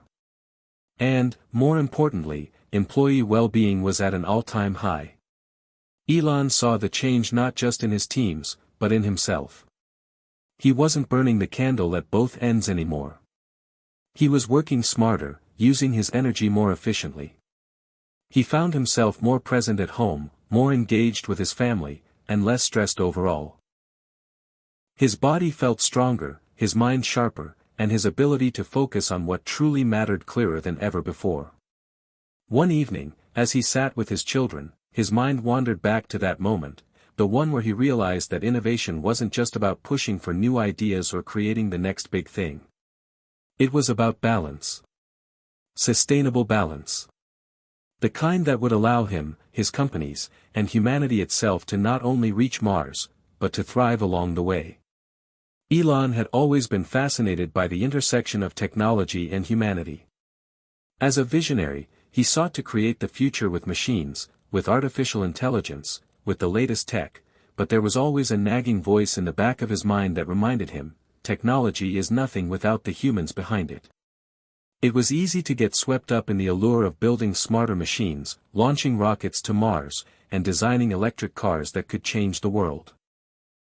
But somewhere along the way, Elon realized that his companies, and the entire industry, were getting too focused on the machine and too distant from the human. What good was innovation if it didn't serve the people who would use it? And more importantly, how could they ensure that those people, his employees, his customers, society at large, were not being left behind in the rush toward progress? It was a Saturday afternoon, and Elon had just finished a meeting at Tesla's Palo Alto headquarters. Despite the beautiful California weather, he felt a sense of heaviness. For all the advances in AI, machine learning, and automation his companies had made, he couldn't ignore the fact that they were part of a growing trend in Silicon Valley, the idea that machines could replace humans in more and more facets of life. The future was supposed to be one where technology and humanity coexisted, but there were too many signs pointing to a future where one dominated the other. And in the midst of the technological race, Elon wondered if humanity was being forgotten. His mind drifted back to his recent wellness initiatives, those changes at Tesla and SpaceX that had prioritized human well-being and mental health. Those were small steps, but they were important ones. Still, he wasn't satisfied. There was more to be done. He needed to do more to remind people of the importance of the human touch, both in the workplace and in the wider world. What good was it to be on the cutting edge of technology if they couldn't also ensure that the very people responsible for that progress were thriving? The answer, he realized, wasn't just about balancing work and life. It was about embedding humanity into every facet of innovation. Technology could provide incredible solutions to the world's greatest problems. Climate change, space exploration, energy sustainability, but the people who created these solutions needed to remain rooted in their shared human experiences. And to do that, Elon would have to lead by example. He would need to show that technology could work for humans, not the other way around. That evening, Elon called a meeting with his top executives, those who had helped him steer the course of both Tesla and SpaceX through stormy waters. They gathered in a conference room at SpaceX's headquarters, the walls adorned with renderings of rockets and Mars landscapes. "All right, everyone," Elon said, standing at the head of the table. "We've made incredible progress in both companies, but I think it's time we asked ourselves a very important question: how are we going to ensure that our tech serves people?" The room went quiet as everyone turned to him. Elon wasn't one to ask questions lightly. And the silence in the room spoke volumes. "I'm not talking about features or products," he continued. "I'm talking about something deeper. Humanity. Our customers. Our employees. The people who depend on our products to improve their lives. We need to make sure we're always thinking about them as people, not just as consumers or workers." One of the executives, Laura, who managed Tesla's customer experience strategy, spoke up. "We've always been about making life better for people. Our cars are designed to be safer, cleaner, more efficient. But I see what you're getting at. We need to go beyond the product and think about what these products mean for people's lives." Elon nodded, clearly impressed with the insight. "Exactly. We're changing the way people drive, the way they think about energy, the way they view transportation. But what does that really mean for the average person? How can we make sure that technology isn't just a luxury for the few, but something that benefits everyone?" The conversation shifted to ideas that had always been in the background but never fully explored: how Tesla could empower local communities, how SpaceX could make space travel accessible, how both companies could invest in human-centric tech that improved quality of life for people regardless of their socio-economic background. Elon spoke again, his voice softer now, as though he were reflecting on his own role in this broader picture. "We can't lose sight of the fact that technology exists to serve humanity. We've made incredible strides in artificial intelligence, in electric cars, and in space travel. But if we don't bring humanity into the conversation, we're missing the point." A few weeks later, Elon announced the next major phase of his vision. Tesla and SpaceX would begin collaborating with global nonprofits to create affordable, sustainable energy solutions for underdeveloped regions. They would design a system that combined their cutting-edge technology with the kind of grassroots efforts that could make a real difference. Their goal wasn't just to change the world, it was to change it in a way that lifted people up. And not just the privileged few who could afford a Tesla Model S or a ticket to Mars, but everyone. Elon's efforts weren't just limited to his companies. He began speaking out publicly about the role of technology in society, challenging others in Silicon Valley to think more deeply about the consequences of their creations. He called for a new tech movement, one that put people at the center, not the machines. It wasn't an easy sell. Many of his competitors were still pushing the boundaries of tech for tech's sake. But Elon believed that if humanity was going to make it through the coming decades, if humans were going to survive the challenges of climate change, artificial intelligence, and space exploration, they needed to stay human. One evening, as he sat in his living room, staring out at the stars, Elon reflected on the journey that had brought him to this point. He had always dreamed big, but now his dreams weren't just about rockets or electric cars. They were about people, about creating a future where technology and humanity coexisted in harmony. As he sat back, the weight of the world seemed a little lighter.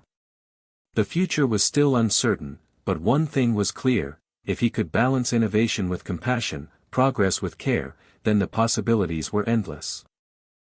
The future, as Elon Musk often said, wasn't something that would be handed to humanity, it was something humanity would have to build. And that meant more than just getting to Mars, electrifying the car industry, or solving the energy crisis. It meant creating a sustainable future for everyone, regardless of where they lived, how much they earned, or the resources at their disposal. Elon had always been a man driven by vision. But lately, his visions had taken on a new shape. Sustainability, equity, and well-being were now part of his blueprint for the future. As the companies he founded, Tesla, SpaceX, and the Boring Company, continued to evolve, Elon realized that there was a larger role for human-centered progress in his work. Innovation, he now believed, couldn't just be about disrupting industries. It had to be about uplifting humanity as a whole. The days following the announcement of Tesla and SpaceX's new collaborative efforts with global nonprofits were filled with a flurry of activity. Elon was meeting with world leaders, environmental advocates, and corporate partners, all discussing how to integrate these efforts into their existing frameworks. The goal wasn't just about creating new products or launching new rockets, it was about fostering collaboration. If his companies could form alliances with others who were working on the same mission, they could accelerate progress, not just in terms of profits, but in terms of impact. Elon wasn't interested in creating something that only benefited the rich. He wanted to level the playing field. He'd spent years trying to prove that technology could revolutionize industries. But now, as the landscape of the world's problems had shifted, Elon's focus had widened. The climate crisis, energy access, space exploration, these were all urgent, but they couldn't be solved in isolation. I want to bring people together, Elon said during a keynote at a global innovation summit. What's the point of innovating for a few if the rest of the world is left behind? The solutions we create have to be scalable. They have to serve the many, not just the privileged.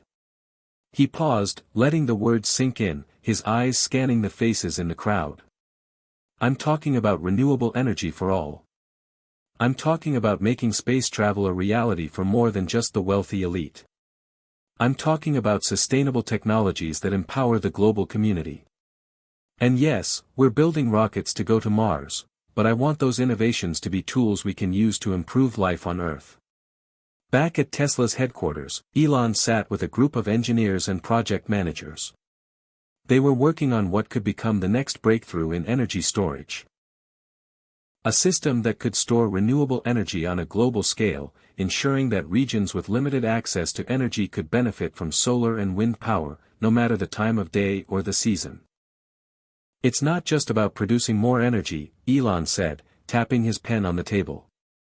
It's about ensuring that everyone, no matter where they are, has access to that energy. Think about the parts of the world where the grid doesn't reach. Think about the communities that rely on dirty fossil fuels for power. We need to change that. One of the engineers spoke up. The question is how to build scalable, cost-effective systems that don't just benefit the wealthy countries with existing infrastructure but also the ones without. Elon smiled, his eyes lighting up. Exactly.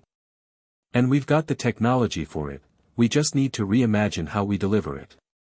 Energy isn't a luxury. It's a human right. We have the resources and the knowledge to make it accessible for all. Meanwhile, SpaceX was continuing to work toward its goal of colonizing Mars, but now with a stronger focus on how to make the journey and eventual settlement sustainable for everyone involved. The initial idea of building a colony on the Red Planet had always been motivated by the desire to preserve humanity's future, in case Earth faced some existential crisis. But Elon had come to realize that the lessons they would learn in building a self-sustaining Mars colony could be applied to solve some of Earth's most pressing problems.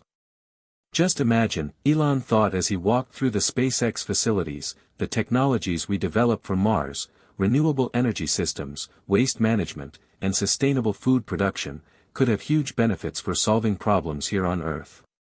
The ultimate goal, he believed, was to create a world where humanity didn't need to escape to another planet to survive. Instead, humanity would be able to thrive here, using the same technological advancements they'd developed for Mars to improve life on Earth. Weeks turned into months, and the pace at Tesla, SpaceX, and the other companies in Elon's portfolio picked up. The new initiatives began to take shape. Solar-powered communities were being built in parts of Africa and Southeast Asia. SpaceX was working on ways to make space travel more affordable, with the long-term vision of creating interplanetary transportation that could help revolutionize global travel. The impact was undeniable, and for the first time in his career, Elon felt like he wasn't just pushing technology forward for the sake of it.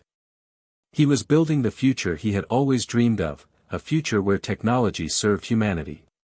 But as the impact of his company's efforts began to grow, so did the challenges. One evening, as Elon reviewed reports on Tesla's latest electric vehicle model and SpaceX's upcoming Mars mission, his thoughts wandered back to that moment when everything had clicked, the moment when he realized that progress had to be about more than just innovation. It had to be about humanity's well-being. He thought about the future and the journey that lay ahead. Mars was still a dream, but Earth's future depended on their actions today. And that meant more than just building things. It meant making sure that the future was sustainable, equitable, and inclusive. As Elon sat back, watching the sunset from his office window, he realized that his path forward wasn't just about achieving greatness, it was about making sure everyone had a chance to share in that greatness. The work was just beginning, and there was so much more to do. But as long as he stayed focused on humanity's future, and kept pushing for a balance between technology and compassion, he believed that together, they could create something truly extraordinary. The world was changing, and Elon Musk could feel it in the air, an undeniable shift that was transforming not only industries but the very nature of society itself. As his companies reached new heights in innovation, the impact of their technologies rippled out far beyond what he had ever imagined. Electric cars, space exploration, renewable energy, and AI advancements, these were no longer just futuristic concepts. They were becoming the very backbone of a new world order. However, with this progress came resistance. Governments, established industries, and even the general public were grappling with the pace of change. Some saw Musk's ambitions as a beacon of hope, a promise of a future powered by clean energy, interplanetary travel, and new economic models. Others, however, viewed them with skepticism and fear. The rapid rise of companies like Tesla and SpaceX threatened old power structures, oil giants, automobile monopolies, and governments clinging to traditional industries were beginning to feel their grip loosen. It was a crucial moment in human history. A time when a select group of people, Elon Musk included, could steer the course of the future, for better or for worse. One particularly tense afternoon, Elon was sitting at a roundtable with global leaders in New York City, discussing the future of clean energy. The United Nations had called for this meeting to address the growing threat of climate change, and for the first time, it felt like all the pieces were falling into place. There were heads of state and corporate giants from all over the world, their eyes fixed on the future. He was sharing Tesla's latest findings on battery storage and the potential to scale solar energy globally. While most of the room was nodding in agreement, there was one person who didn't seem as enthusiastic. A senior representative from a large oil corporation raised their hand, his tone laced with skepticism. "Mr. Musk, we understand the benefits of renewable energy, but the global economy depends on oil. Transitioning to something like solar and electric vehicles at this scale is too risky. It could destabilize entire industries." Elon's gaze was steady. He knew that these challenges were inevitable, there would always be those who clung to the old ways. The stakes were higher than ever, but so was the potential for change. "Elon," the representative continued, "you're not considering the economic consequences. People's livelihoods are tied to these industries. You can't just change the world overnight." Elon leaned forward, his voice calm but firm. "What's the alternative? Continuing down this path, ignoring the reality of climate change, will destabilize economies far more than transitioning to clean energy ever could. The world is moving forward. The question is whether we're going to be a part of it, or be left behind." There was a moment of silence in the room. The representative from the oil corporation gave a begrudging nod, but it was clear that many in the room weren't yet ready to embrace the inevitable. Despite the tension at the UN summit, Elon felt a sense of clarity. He had always believed that the future of humanity depended on its ability to adapt. In a world of technological acceleration, adaptation was no longer a luxury, it was a necessity. Elon understood that the shift wouldn't be easy. It never was. But he had learned over the years that the true power of innovation lay not in how quickly you could disrupt existing industries, but in how well you could create a path forward for those left behind. Back at his desk in SpaceX's headquarters, Elon reflected on the long road ahead. Tesla's success was no longer in question, its electric vehicles were dominating the global market, and the gigafactories were providing more clean energy solutions than ever before.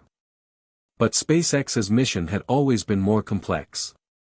Yes, the long-term goal of colonizing Mars still loomed large, but in the near term, the company had to find a way to balance their ambitious projects with the growing pressures from governments and global powers. SpaceX had become a beacon of innovation, but also a symbol of the growing power of private companies in a world traditionally governed by national borders and bureaucracies. As the race to Mars progressed, the conversation had turned to space law and the implications of private entities owning and controlling space resources. Was this the next frontier, or was humanity stepping into a new kind of space race, one that didn't just involve countries, but corporate giants with the power to shape the future? As the weeks passed, the pressure mounted. Environmental groups were applauding Musk's efforts to accelerate the transition to renewable energy, but even they were starting to ask tough questions. Could renewable energy really be scaled fast enough to replace fossil fuels? Would electric vehicles become accessible to everyone, or just the wealthy elite? Even as he pushed forward with his plans, Elon found himself reflecting more and more on ethics. Progress was essential, but it had to be inclusive. The world wasn't just made up of tech elites, it was a diverse, interconnected global community that deserved to benefit from this future. At the same time, governments were beginning to recognize the threat posed by companies like Tesla and SpaceX, not just in terms of their market dominance, but also the social and political implications of a world where a handful of billionaires could dictate the course of human progress. In one tense meeting with lawmakers, Elon was asked to explain how SpaceX's Mars missions could impact international relations. As nations began to realize the potential power of private space missions, there was an increasing sense of unease. If SpaceX succeeded in creating a self-sustaining colony on Mars, who would control it? Could Elon Musk and his companies define the rules for an entirely new world? Elon was blunt in his response: the goal is never to control space. It's to open it up. We're not building a new world just for ourselves. We're building it for all of humanity. But even as he spoke, Elon knew that these were not just theoretical questions. They were real, and they would shape the future of space exploration, and possibly the future of human civilization itself. As the chapter came to a close, Elon sat back and stared at the future with a sense of resolve. The path forward would be difficult, full of challenges, resistance, and uncertainty. But it was also full of promise. There were two forces at play in the world today, the forces of progress and the forces of resistance. And as the global shift continued to unfold, Elon Musk would have to decide which side of history he wanted to be on. Would he be remembered as the man who changed the course of human progress, or as the man who tried, and failed, to bring the world along with him?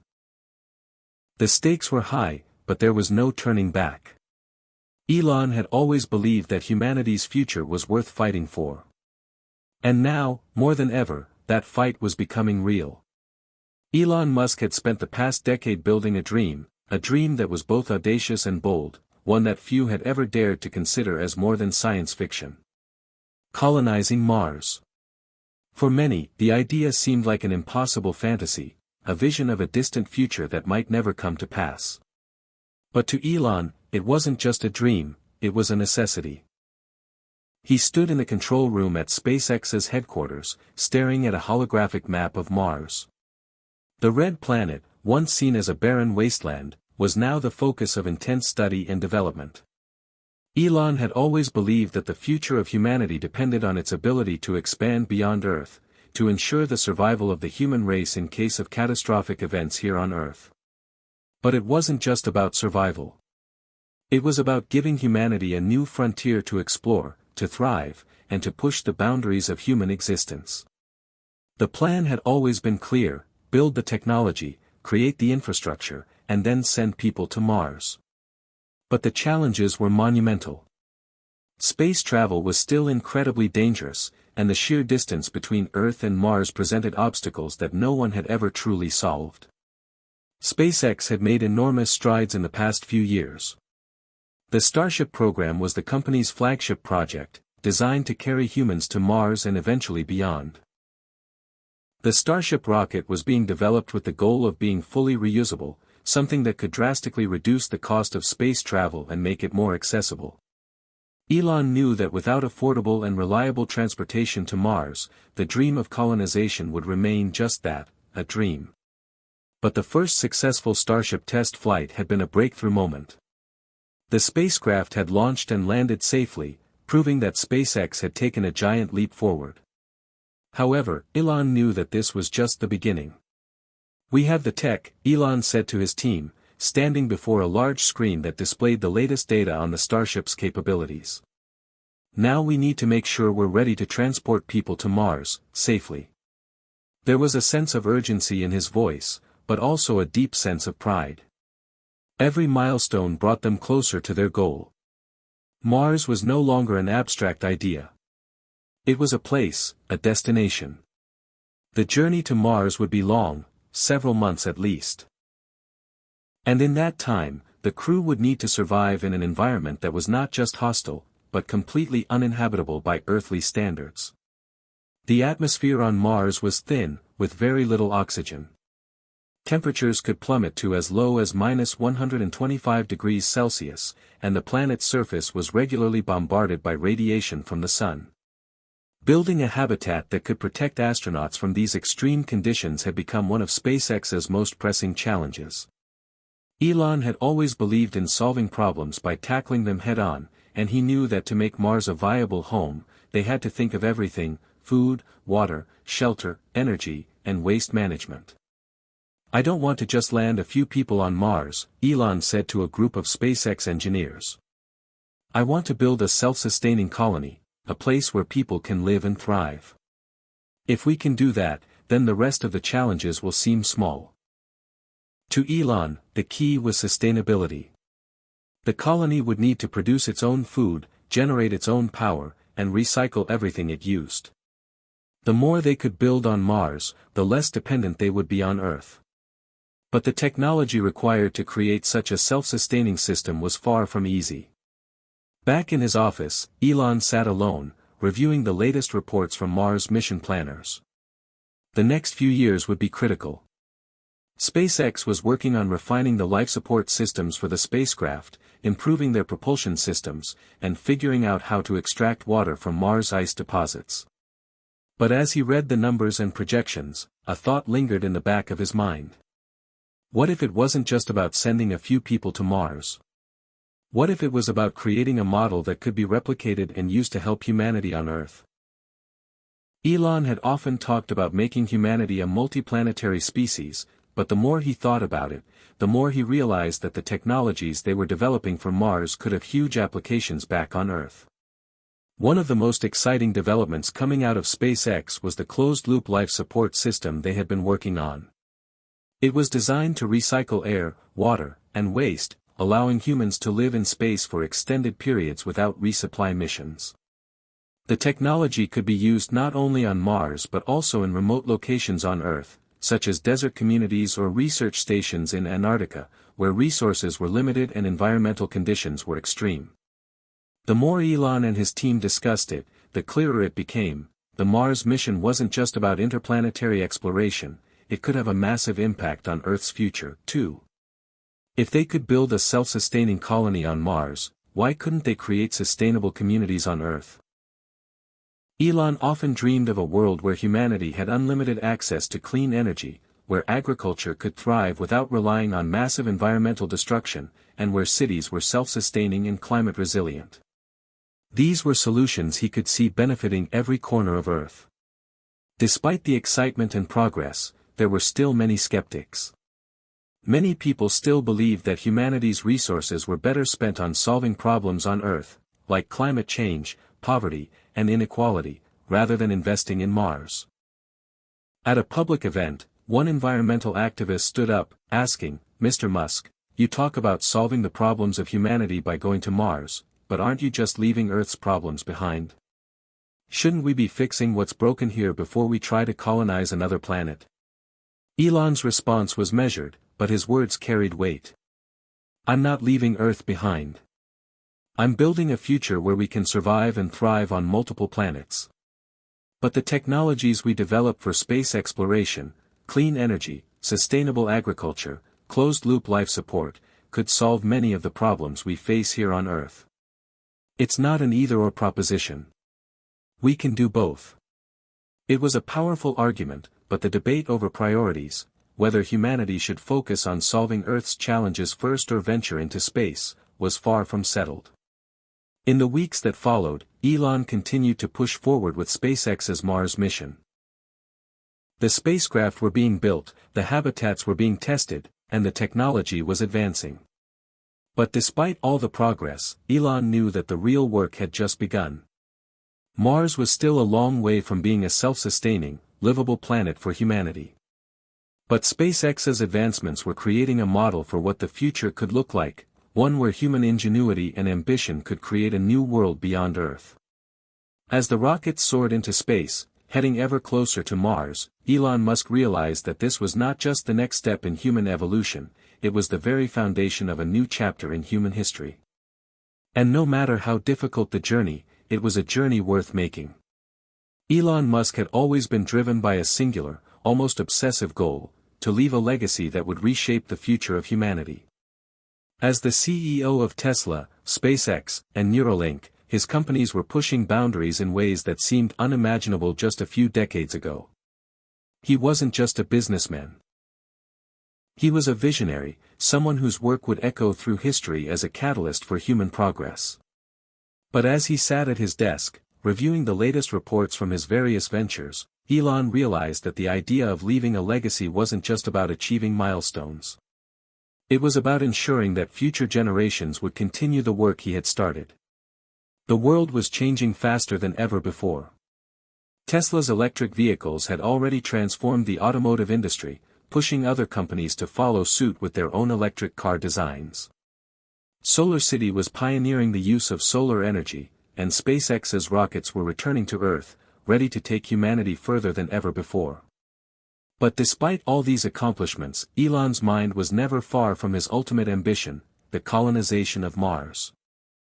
The notion of making humanity a multiplanetary species wasn't just about escaping the confines of Earth.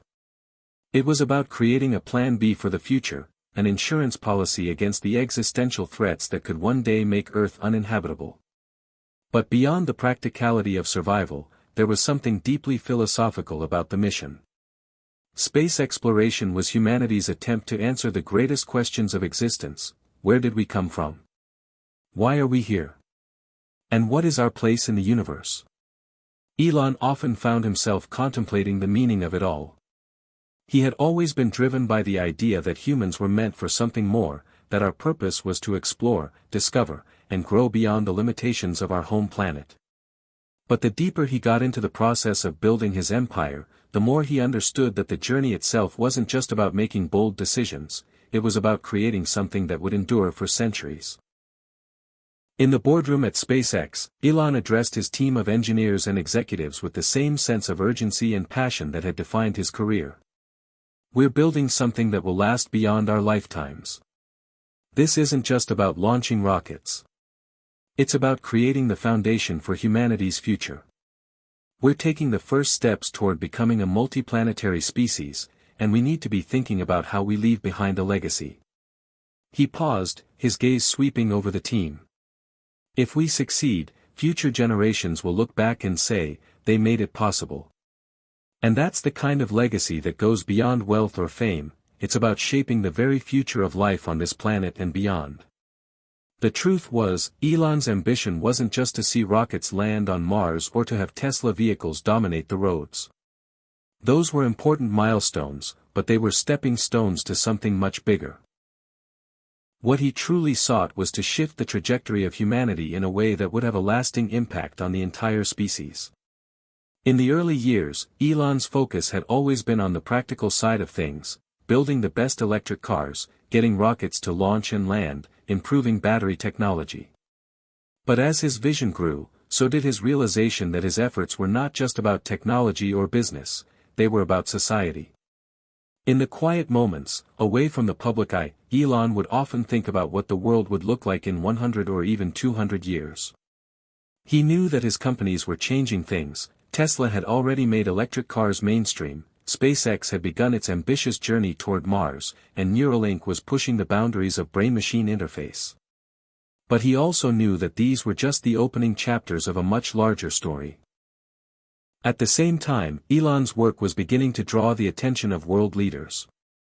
His achievements had already made him one of the most influential people on the planet, but as SpaceX prepared for its first crewed mission to Mars, that influence was only going to increase.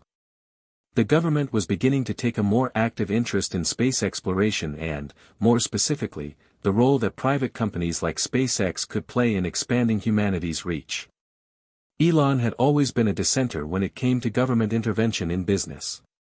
His philosophy had always been that if you had the right technology, you didn't need government handouts or red tape. Innovation would lead the way. But as space exploration became a more important geopolitical issue, he found himself in a strange position, not just as a business leader, but as a global figure whose decisions could shape the future of entire nations. The tension between the private sector and government interests was palpable. As the leader of SpaceX, Elon was now at the center of debates about the future of space exploration, the ownership of space resources, and who would ultimately control the new frontier. Countries around the world were eager to partner with private companies, but they also wanted to ensure that their own national interests were safeguarded. Space was the new Wild West, and everyone wanted a stake. One evening, Elon received an invitation to attend a high-level meeting with the United Nations. The agenda was straightforward: space law. How would humanity regulate activities in space, particularly regarding the colonization of other planets, the mining of asteroids, and the use of space for military purposes? Elon's presence at the table wasn't just symbolic, it was a clear signal that private companies were going to play a crucial role in the future of space exploration. As he sat there, listening to the discussions, he couldn't help but reflect on the larger implications of it all. The legacy he was building wasn't just for his companies, it was for all of humanity. Back at Tesla, the race to revolutionize the automotive industry continued at full speed. Elon had always been clear about his mission: accelerate the world's transition to sustainable energy. But it wasn't just about building the best electric car. He wanted to reshape the entire transportation ecosystem, from self-driving cars to electric trucks, from solar roofs to energy storage. Everything needed to work in harmony, creating a clean, efficient, and sustainable way for the world to move forward. As Tesla's market share grew, Elon was constantly thinking about the future. He was already looking at autonomous vehicles and Hyperloop technology as the next steps. But as always, he knew that the work was never done. Every day brought new challenges, new hurdles, and new opportunities. But for all of his achievements, there was still one thing Elon wanted more than anything: to be remembered for his work in a way that transcended individual projects. As the years passed, he knew that the legacy of SpaceX, Tesla, and Neuralink would be written by history. Whether the world embraced him or resisted him, he knew that his legacy was being carved out in real time, by every decision, every innovation, and every step forward. Elon Musk's life had been a quest to answer some of humanity's biggest questions. But it had also been a quest to leave behind a world that was better, smarter, and more sustainable than the one he had inherited. The legacy he was building would not be measured in dollars or accolades, but in the profound impact his work had on the future of the human race. Elon Musk had spent the past few decades building companies that had fundamentally changed the world. Tesla had become a symbol of the electric revolution, SpaceX was on the verge of making space travel commonplace, and Neuralink was taking its first steps into the realm of brain-computer interfaces. Despite all the milestones reached, the road ahead was both exciting and uncertain. It was in moments like these that Elon often reflected on the scale of what he was trying to accomplish. He wasn't just looking at the next decade or two, he was thinking about centuries into the future, trying to ensure that humanity's path was one of sustainability, exploration, and advancement. But even with the best-laid plans, the road ahead was never clear. Each new challenge seemed to present a new set of hurdles to overcome, and every victory was followed by an entirely new set of risks.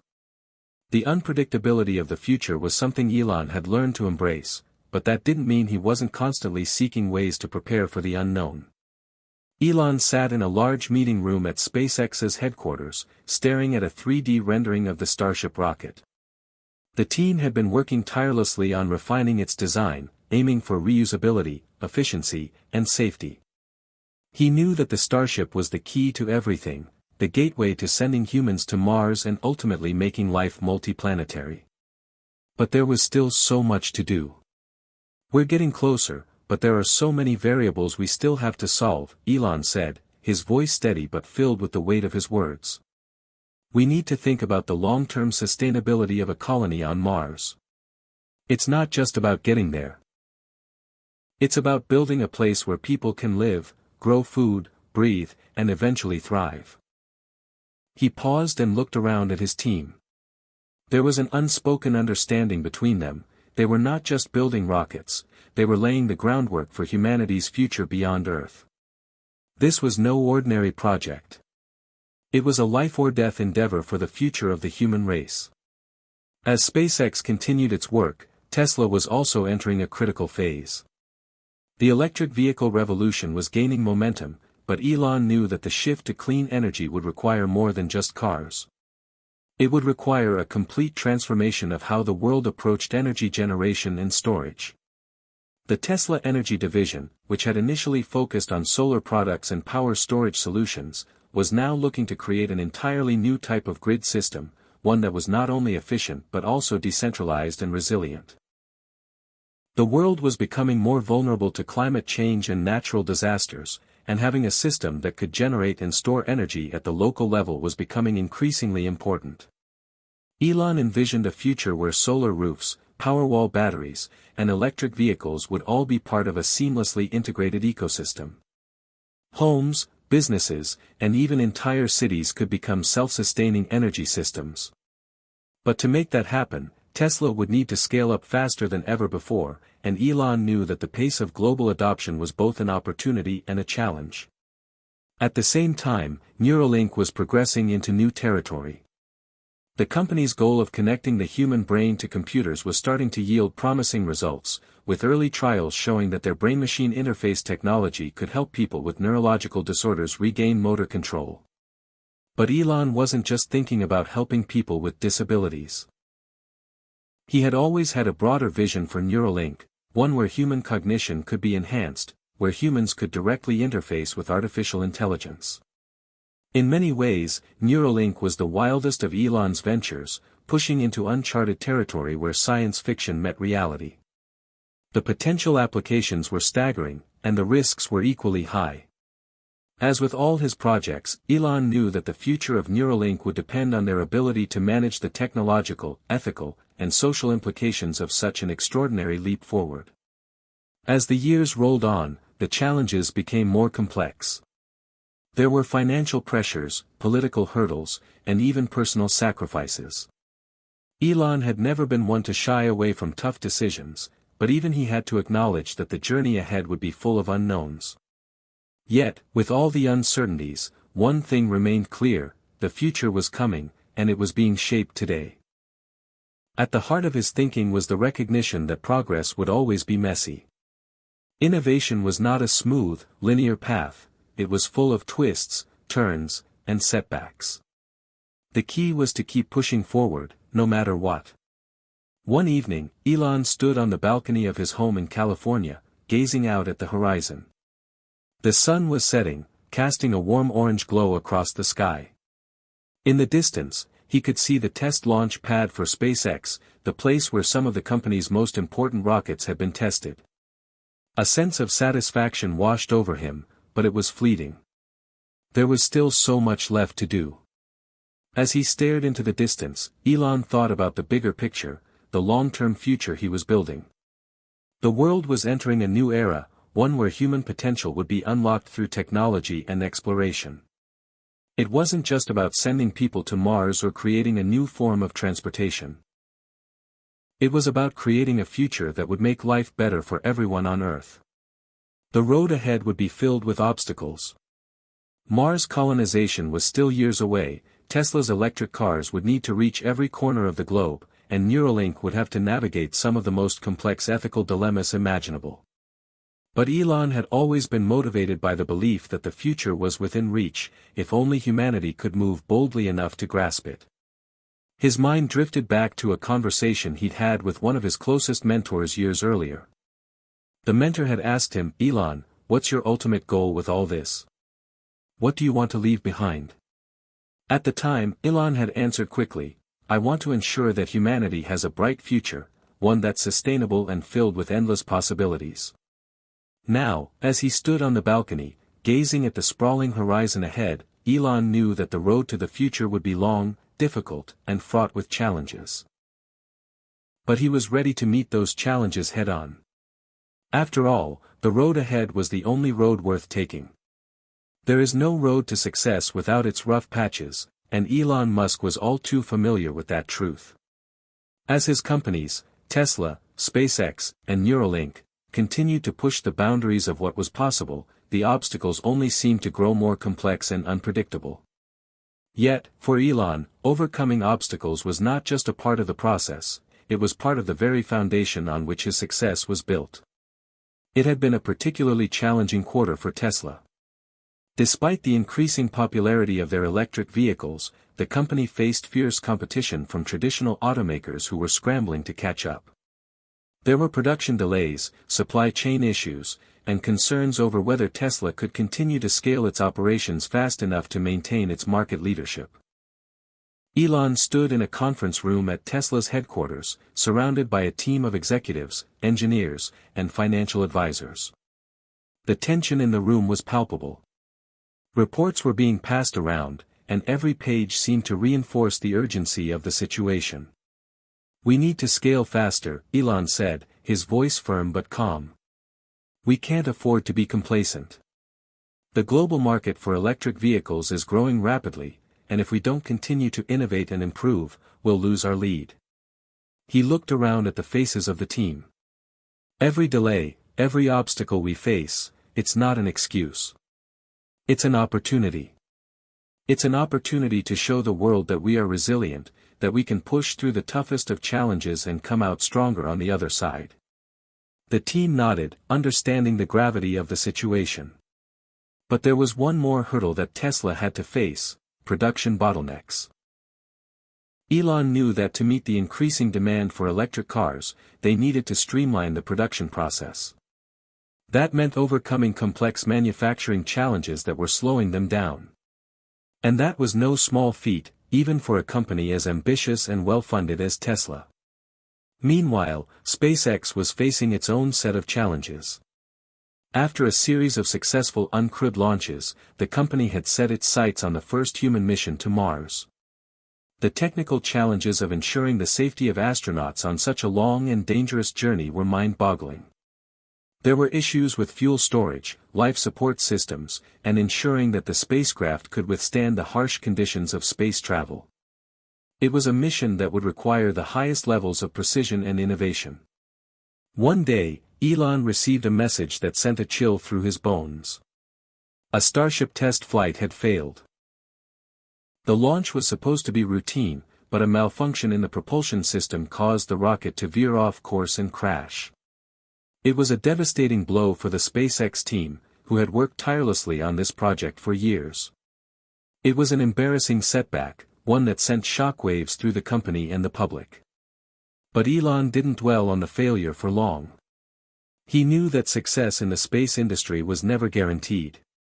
"Failure is just a stepping stone," he said to his team the following morning. We learn from it, we fix it, and we move on. We've been here before, and we'll get through this. His words were a reminder that failure wasn't a reflection of his abilities, or the abilities of his team. It was simply part of the process. In fact, some of the greatest innovations in history were born from failure, and Elon was determined to ensure that SpaceX would rise from the ashes of this test failure and continue on its path to Mars. Back at Neuralink, the challenges were more personal. Elon had always viewed the company's work as groundbreaking, but the ethical and social implications of their brain-computer interface technology were starting to come to the forefront. The public and the scientific community had started to question whether it was ethical to enhance human cognition with artificial intelligence, and whether the technology would be accessible to everyone or just a select few. Elon sat in a meeting with the Neuralink leadership team, discussing the growing concerns. We have to address these questions head-on, he said, his tone uncharacteristically serious. It's not just about making the technology work. It's about ensuring that we're using it in a way that benefits humanity. One of the engineers raised a concern. There's a lot of uncertainty about the long-term impacts of brain-machine interfaces. We don't fully understand the psychological and biological effects. People are worried that we might be tampering with something we don't fully grasp. Elon nodded, taking a deep breath. I get it. But we can't be afraid to move forward.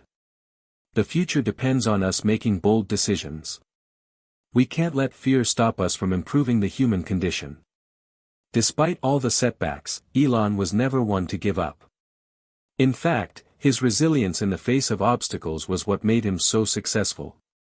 Each failure was an opportunity to learn and refine, and each challenge only made him more determined to continue pushing the limits of what was possible. One of the most defining aspects of Elon's approach to leadership was his ability to persevere in the face of adversity. While other CEOs might have buckled under pressure or succumbed to the weight of failure, Elon saw obstacles as a natural part of the process. Every setback, every obstacle was just another problem to solve, and Elon was the person who was always looking for solutions. This mindset wasn't just something he had developed over the years. It was rooted in his upbringing, in his belief that nothing was impossible if you were willing to work hard enough to make it happen.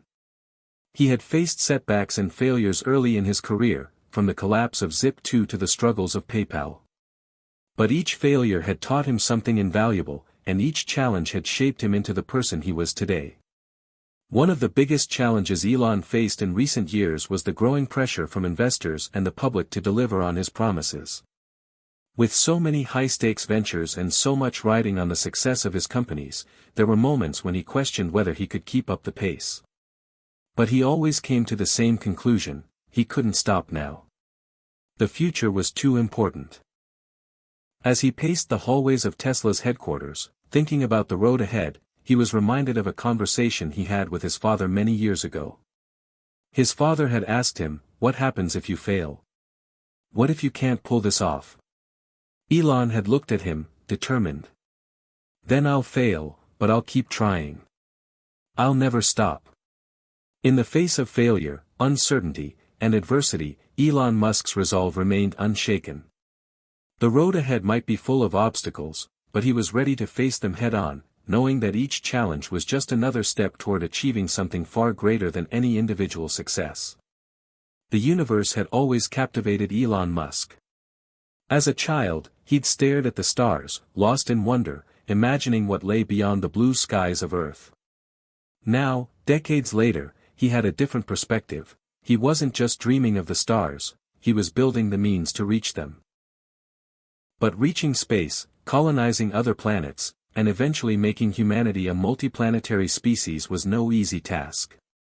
Every rocket launch was a giant leap, and every success came with an immense weight of responsibility. As SpaceX neared its goal of sending humans to Mars, the challenges of space exploration felt heavier than ever. Elon stood at the head of the conference table in the SpaceX control room, surrounded by some of the brightest minds in aerospace engineering. The walls were adorned with pictures of previous launches, each one a symbol of their triumphs. But today was different. "All right, team," Elon said, his voice firm but purposeful. "We're not just aiming for another launch. This is a new era. We're talking about getting humans to Mars, and we have to be ready. Every detail has to be flawless." The room fell silent. The weight of the mission ahead settled in, and the team could feel the gravity of the challenge. The Starship project had been years in the making, and SpaceX had already completed dozens of tests. Rockets had soared into the sky and returned safely, though not without their share of mishaps. For Elon, these failures were not signs of defeat but opportunities to learn. The Starship's first crewed mission was scheduled for a near-future launch, and though the technical hurdles were still high, the confidence within the company was growing. But as exciting as the mission to Mars was, it wasn't the only thing on Elon's mind. The Moon, and more specifically, NASA's Artemis program, was becoming a critical part of the plan. "Think about this," Elon said to the team as they reviewed the upcoming schedule. "In just a few years, we'll have astronauts on the Moon. And once we've cracked that, Mars is just the next logical step. We'll establish a permanent presence on the Moon, and then we'll move on to Mars." The excitement in the room was palpable, but it was tempered by the understanding that their work wasn't just ambitious, it was incredibly risky. The journey to Mars was long, fraught with danger, and the resources required were immense.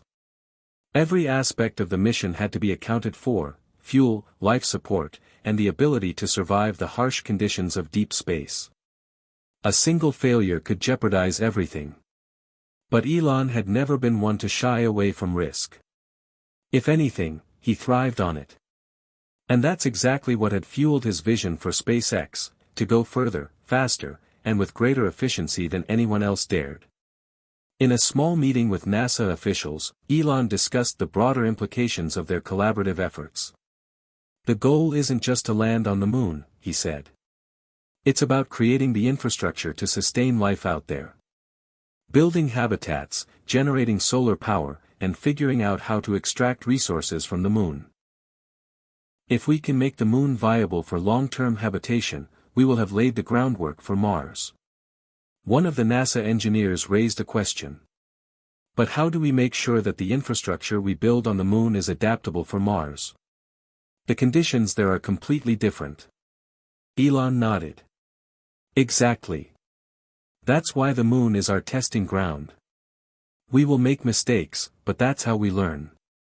The first habitats on Mars will likely look very different from the ones we build on the Moon, but by starting with the Moon, we'll have a blueprint to improvise and adapt."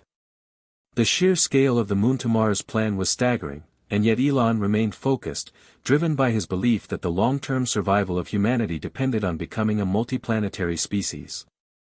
He often spoke about the importance of ensuring that humanity could survive existential threats on Earth, whether they were natural or man-made. Colonizing other planets wasn't just a bold ambition, it was a necessity. Elon wasn't just planning for the future, he was making history in real time. Every conversation, every decision, and every test was one step closer to opening the door to the final frontier. But the road was far from smooth. As they neared the launch window for the Starship crewed mission, a critical design flaw was discovered in the spacecraft's heat shields, a vital component for re-entry into the Earth's atmosphere. The team had to halt the mission's progress and reassess the design. The failure was a major setback, but Elon wasn't disheartened. He knew this was part of the process. Space exploration had never been easy, and any mission that sought to push the boundaries of the possible was bound to encounter bumps along the way. As he gathered his engineers in the design lab, Elon addressed them with a clarity that was both inspiring and demanding. "We know what we're capable of," he said. "We've made the impossible possible before. This heat shield issue? It's just another problem to solve. We need to tackle it head-on, because Mars is waiting. We can't afford to waste time. Let's figure out how to fix this."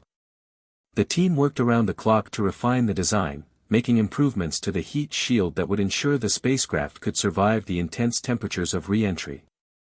It was a challenge that pushed their limits, but with Elon's leadership, the SpaceX team was able to meet the challenge and continue on course. As the Starship crewed mission was rescheduled and preparations for the moon landing ramped up, Elon took a moment to reflect on what this moment meant. His companies were no longer just working toward a better tomorrow for humanity, they were actively building the future. The Mars mission wasn't a far-off dream anymore. It was a real, tangible goal. Elon had always believed that the greatest challenges were those that others deemed impossible. And now, as the countdown to the crewed mission to Mars began, he understood just how close they were to turning humanity's most audacious dream into reality. But he also knew that this mission wouldn't be just about rockets, spacecraft, and technology. It was about humanity's survival. It was about aspiration, exploration, and the innate desire to push beyond the limitations of Earth. They were no longer simply reaching for the stars, they were preparing to live among them. And as the mission clock ticked down, Elon Musk and SpaceX prepared for the journey that would change everything. For humanity. For the Earth.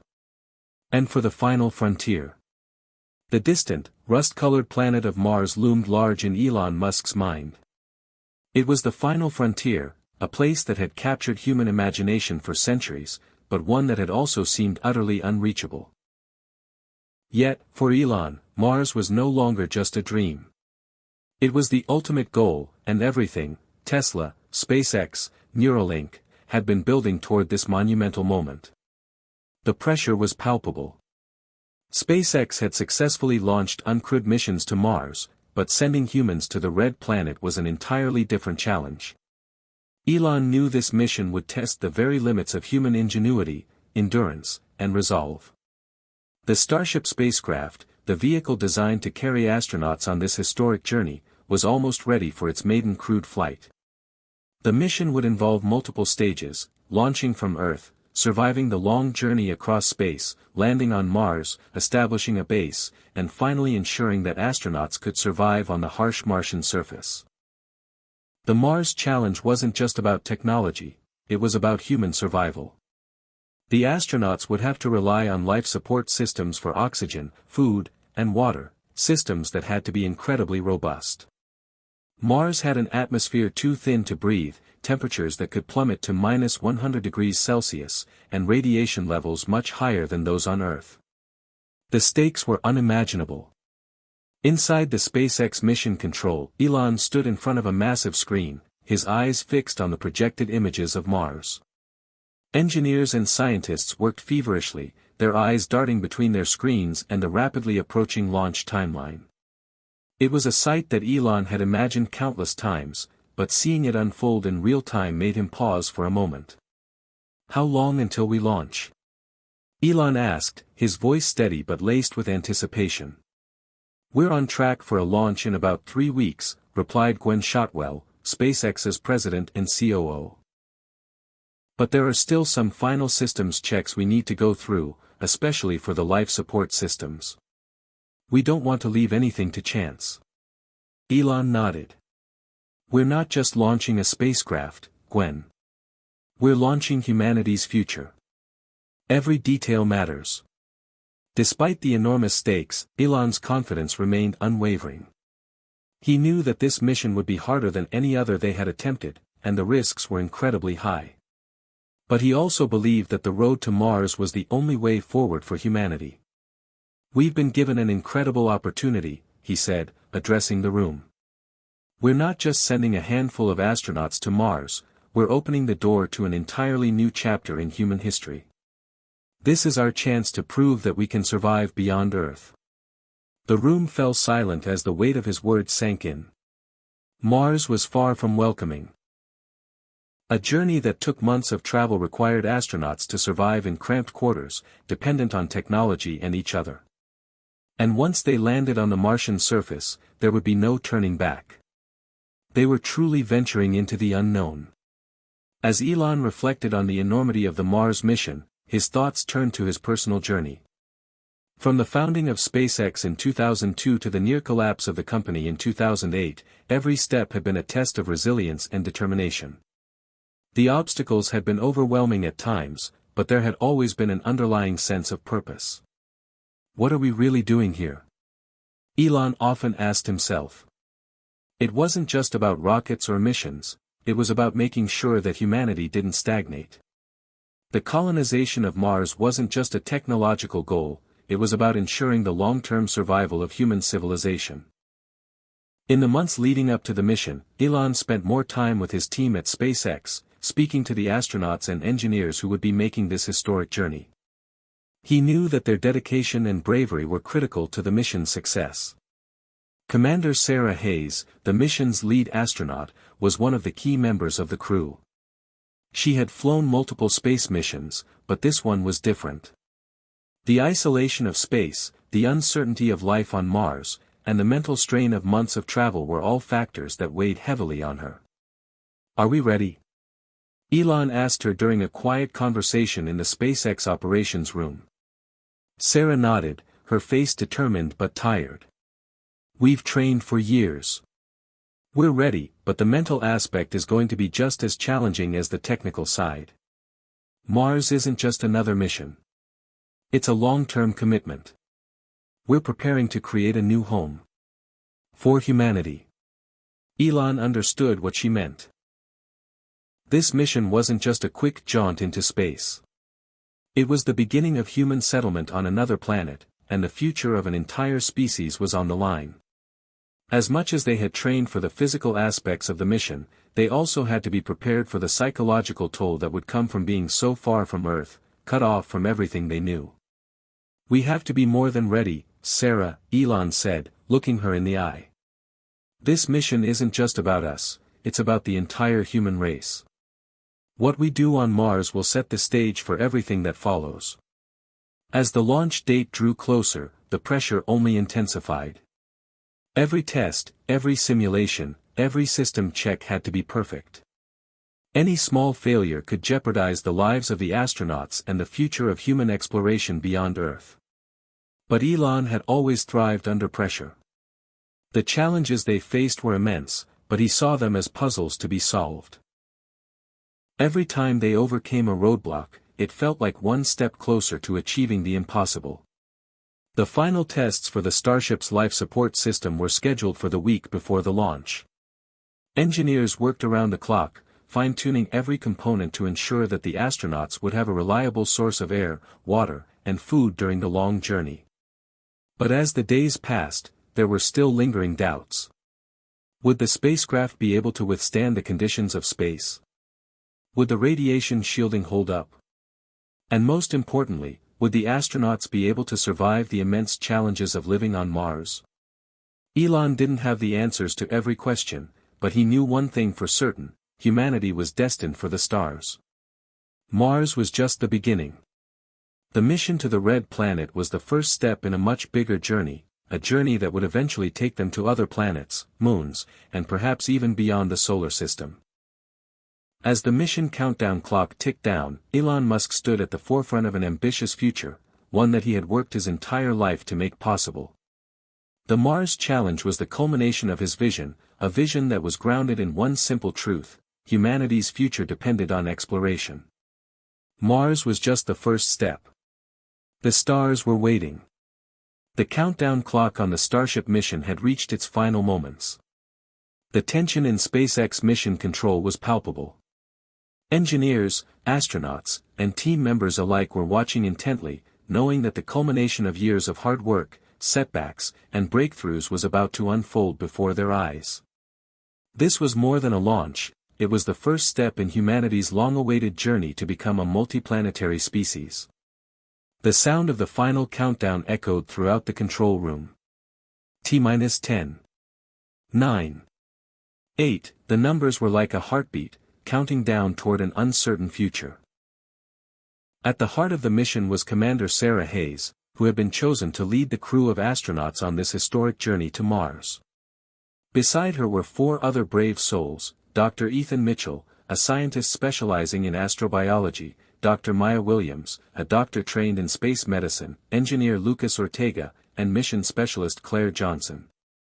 Together, they were tasked with one of the most dangerous and ambitious missions in the history of space exploration. Elon Musk stood off to the side, watching from a distance. His eyes were focused, but inside, he felt a mix of emotions: anticipation, pride, and even a touch of uncertainty. After all, this was a mission that had never been attempted before, sending humans to Mars and ensuring their survival for an extended stay. It was a colossal leap forward for mankind, but it wasn't without risk. Liftoff in 3, 2, 1, the final words reverberated in the control room. The starship roared to life, sending a powerful surge of energy up through the towering rocket. The massive engines ignited with an intensity that shook the ground beneath them. For a brief moment, the roar of the launch drowned out everything else, until the sound of cheers erupted throughout the control room. The starship began its journey into space. As the rocket ascended, Elon couldn't help but reflect on the many failures that had come before this moment. He had seen SpaceX struggle with launches, face the financial struggles that nearly ended the company, and battle with the public skepticism of the private space industry. But through every setback, Elon's resolve had only hardened. And now, the success of the Starship's launch wasn't just a personal victory, it was a victory for humanity. This was the moment they had all been working toward. As the Starship pierced through the atmosphere, heading toward space, the team in the control room watched with bated breath. The spacecraft reached orbit, and the astronauts inside could feel the overwhelming sensation of weightlessness for the first time since the launch. "Everything looks good from here," Commander Hayes said over the comms, her voice calm but filled with awe. "We're on our way to Mars." Elon allowed himself a brief moment of relief, but he knew this was just the beginning. The 6-month journey to Mars would be filled with challenges beyond the physical, psychological, technical, and environmental hurdles that no one had yet fully understood. The astronauts would be in constant communication with mission control, but they were venturing into the unknown. Even with years of preparation, there were still unknowns that couldn't be anticipated. Back in the SpaceX headquarters, Elon spent his time overseeing the ongoing development of future spacecraft and technologies. The Mars mission was just one step in an even bigger plan. Mars wasn't the end of the journey, it was just the beginning. What's next? Elon often asked himself. What did the future hold for SpaceX, for humanity, for the countless generations that would follow? In one of his many late-night conversations with his team, Elon laid out his vision: Mars is just the first stage. Once we've established a foothold there, we'll be able to send larger groups of people. We'll set up self-sustaining colonies. Eventually, we'll send people to the outer planets, like Jupiter's moons. The key is building the infrastructure for sustainability. We can't rely on Earth forever. The space journey to Mars was hard on the astronauts, especially as the weeks turned into months. For Commander Sarah Hayes and her team, every moment was a test. Life on board the Starship was incredibly isolating. The spacecraft, while advanced, was cramped, nothing like the vastness of Earth or even the larger International Space Station. Yet, the crew found moments of solace in each other's company, in the work they were doing, and in the knowledge that their journey was part of something far greater than any one person. Dr. Ethan Mitchell, the astrobiologist, often spent his time studying the Martian surface from the spacecraft's windows. "We're so close," he said one evening as he looked at the growing red planet below them. "I can practically see the dust storms and the cliffs of Valles Marineris. It's surreal to think that, soon, we'll be standing there." Dr. Maya Williams, the onboard doctor, was focused on ensuring the astronauts' health. She constantly monitored their vital signs, noting any changes caused by the extended exposure to the space environment.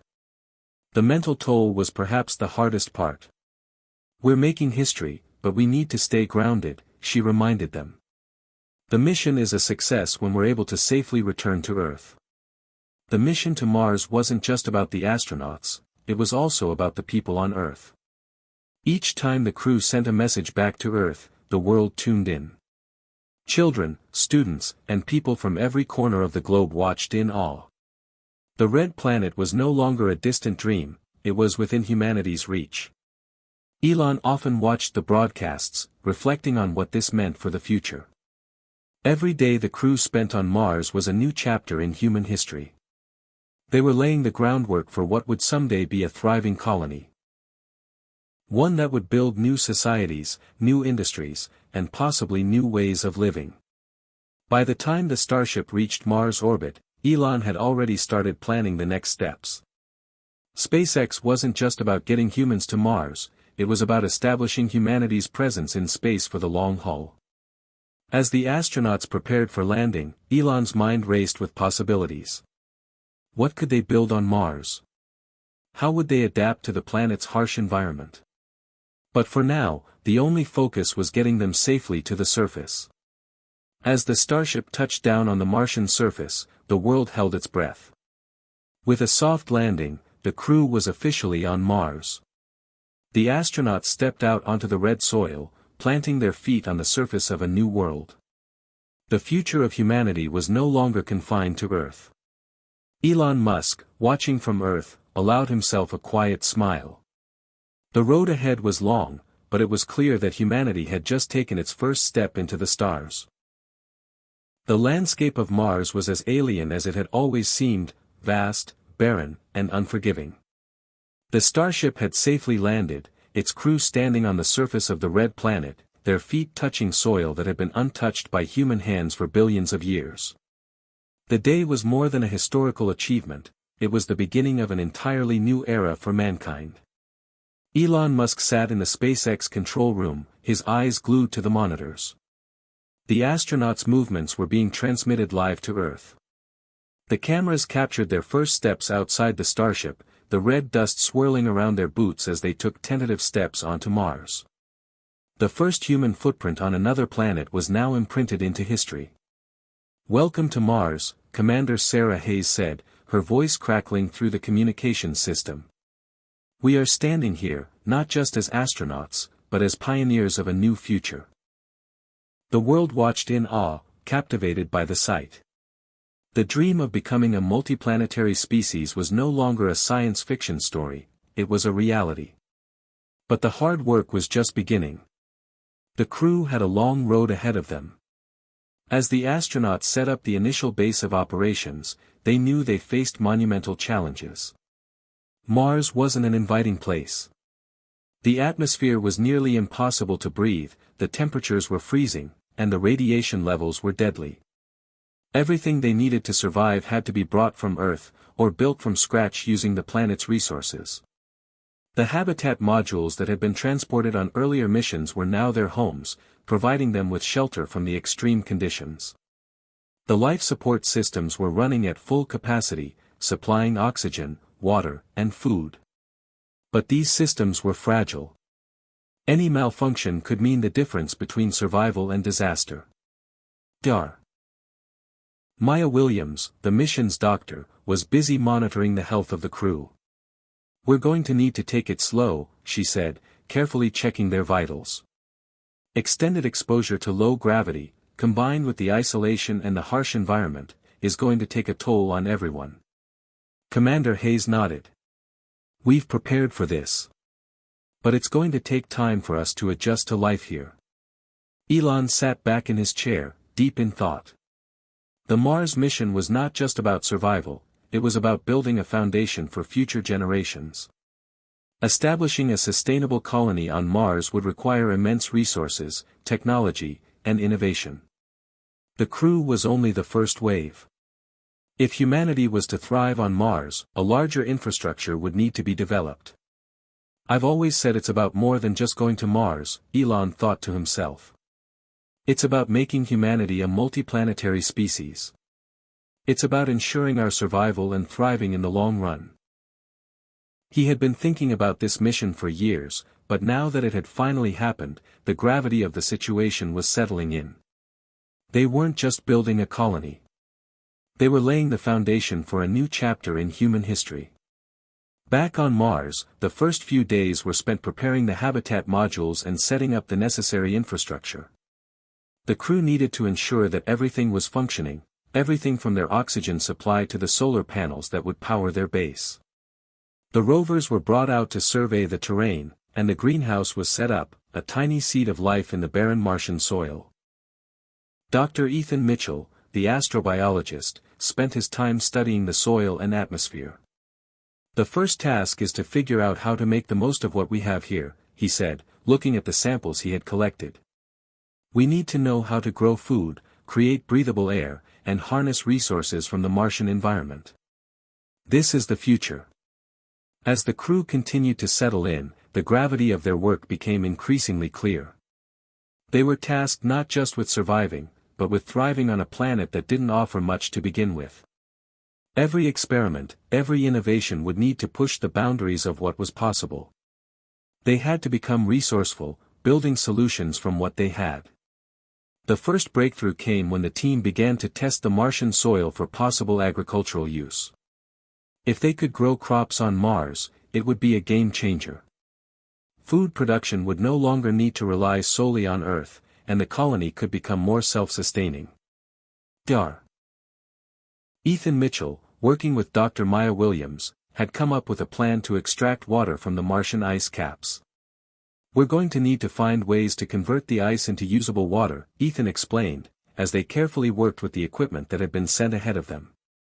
Water is essential not just for us but for future generations who will come here. It's all about creating a closed-loop system. But beyond the technical challenges, there were human challenges as well. The isolation was hard on everyone. The lack of direct contact with Earth, the vast distance between Mars and Earth, meant that communication was slow and delayed. There were no instant messages or live video calls. For the astronauts, the world felt distant, almost unreachable.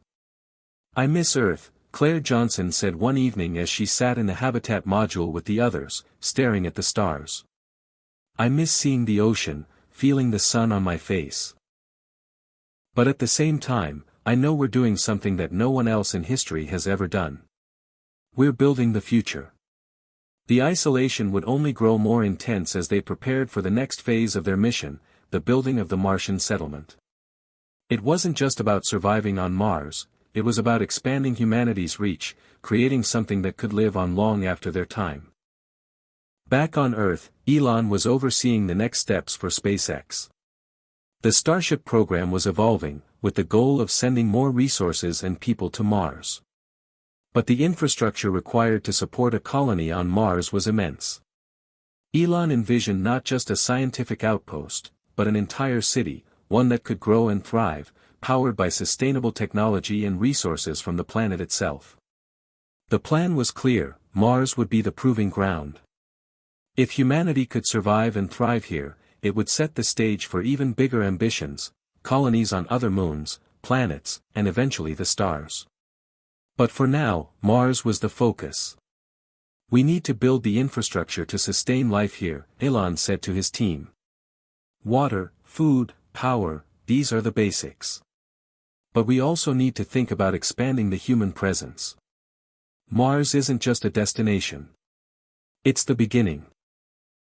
As the astronauts on Mars worked tirelessly to establish the first permanent human settlement, Elon Musk knew that the future of humanity had irrevocably changed. They had taken the first step, not just for SpaceX, but for all of humanity. The Martian colony was now a reality, and the challenges were just beginning. But with every breakthrough, every achievement, they were getting one step closer to the stars. Hit subscribe and leave a comment with where you're watching from. This story might just spark a new beginning. What's one thing that always pushes you forward, even when things get tough?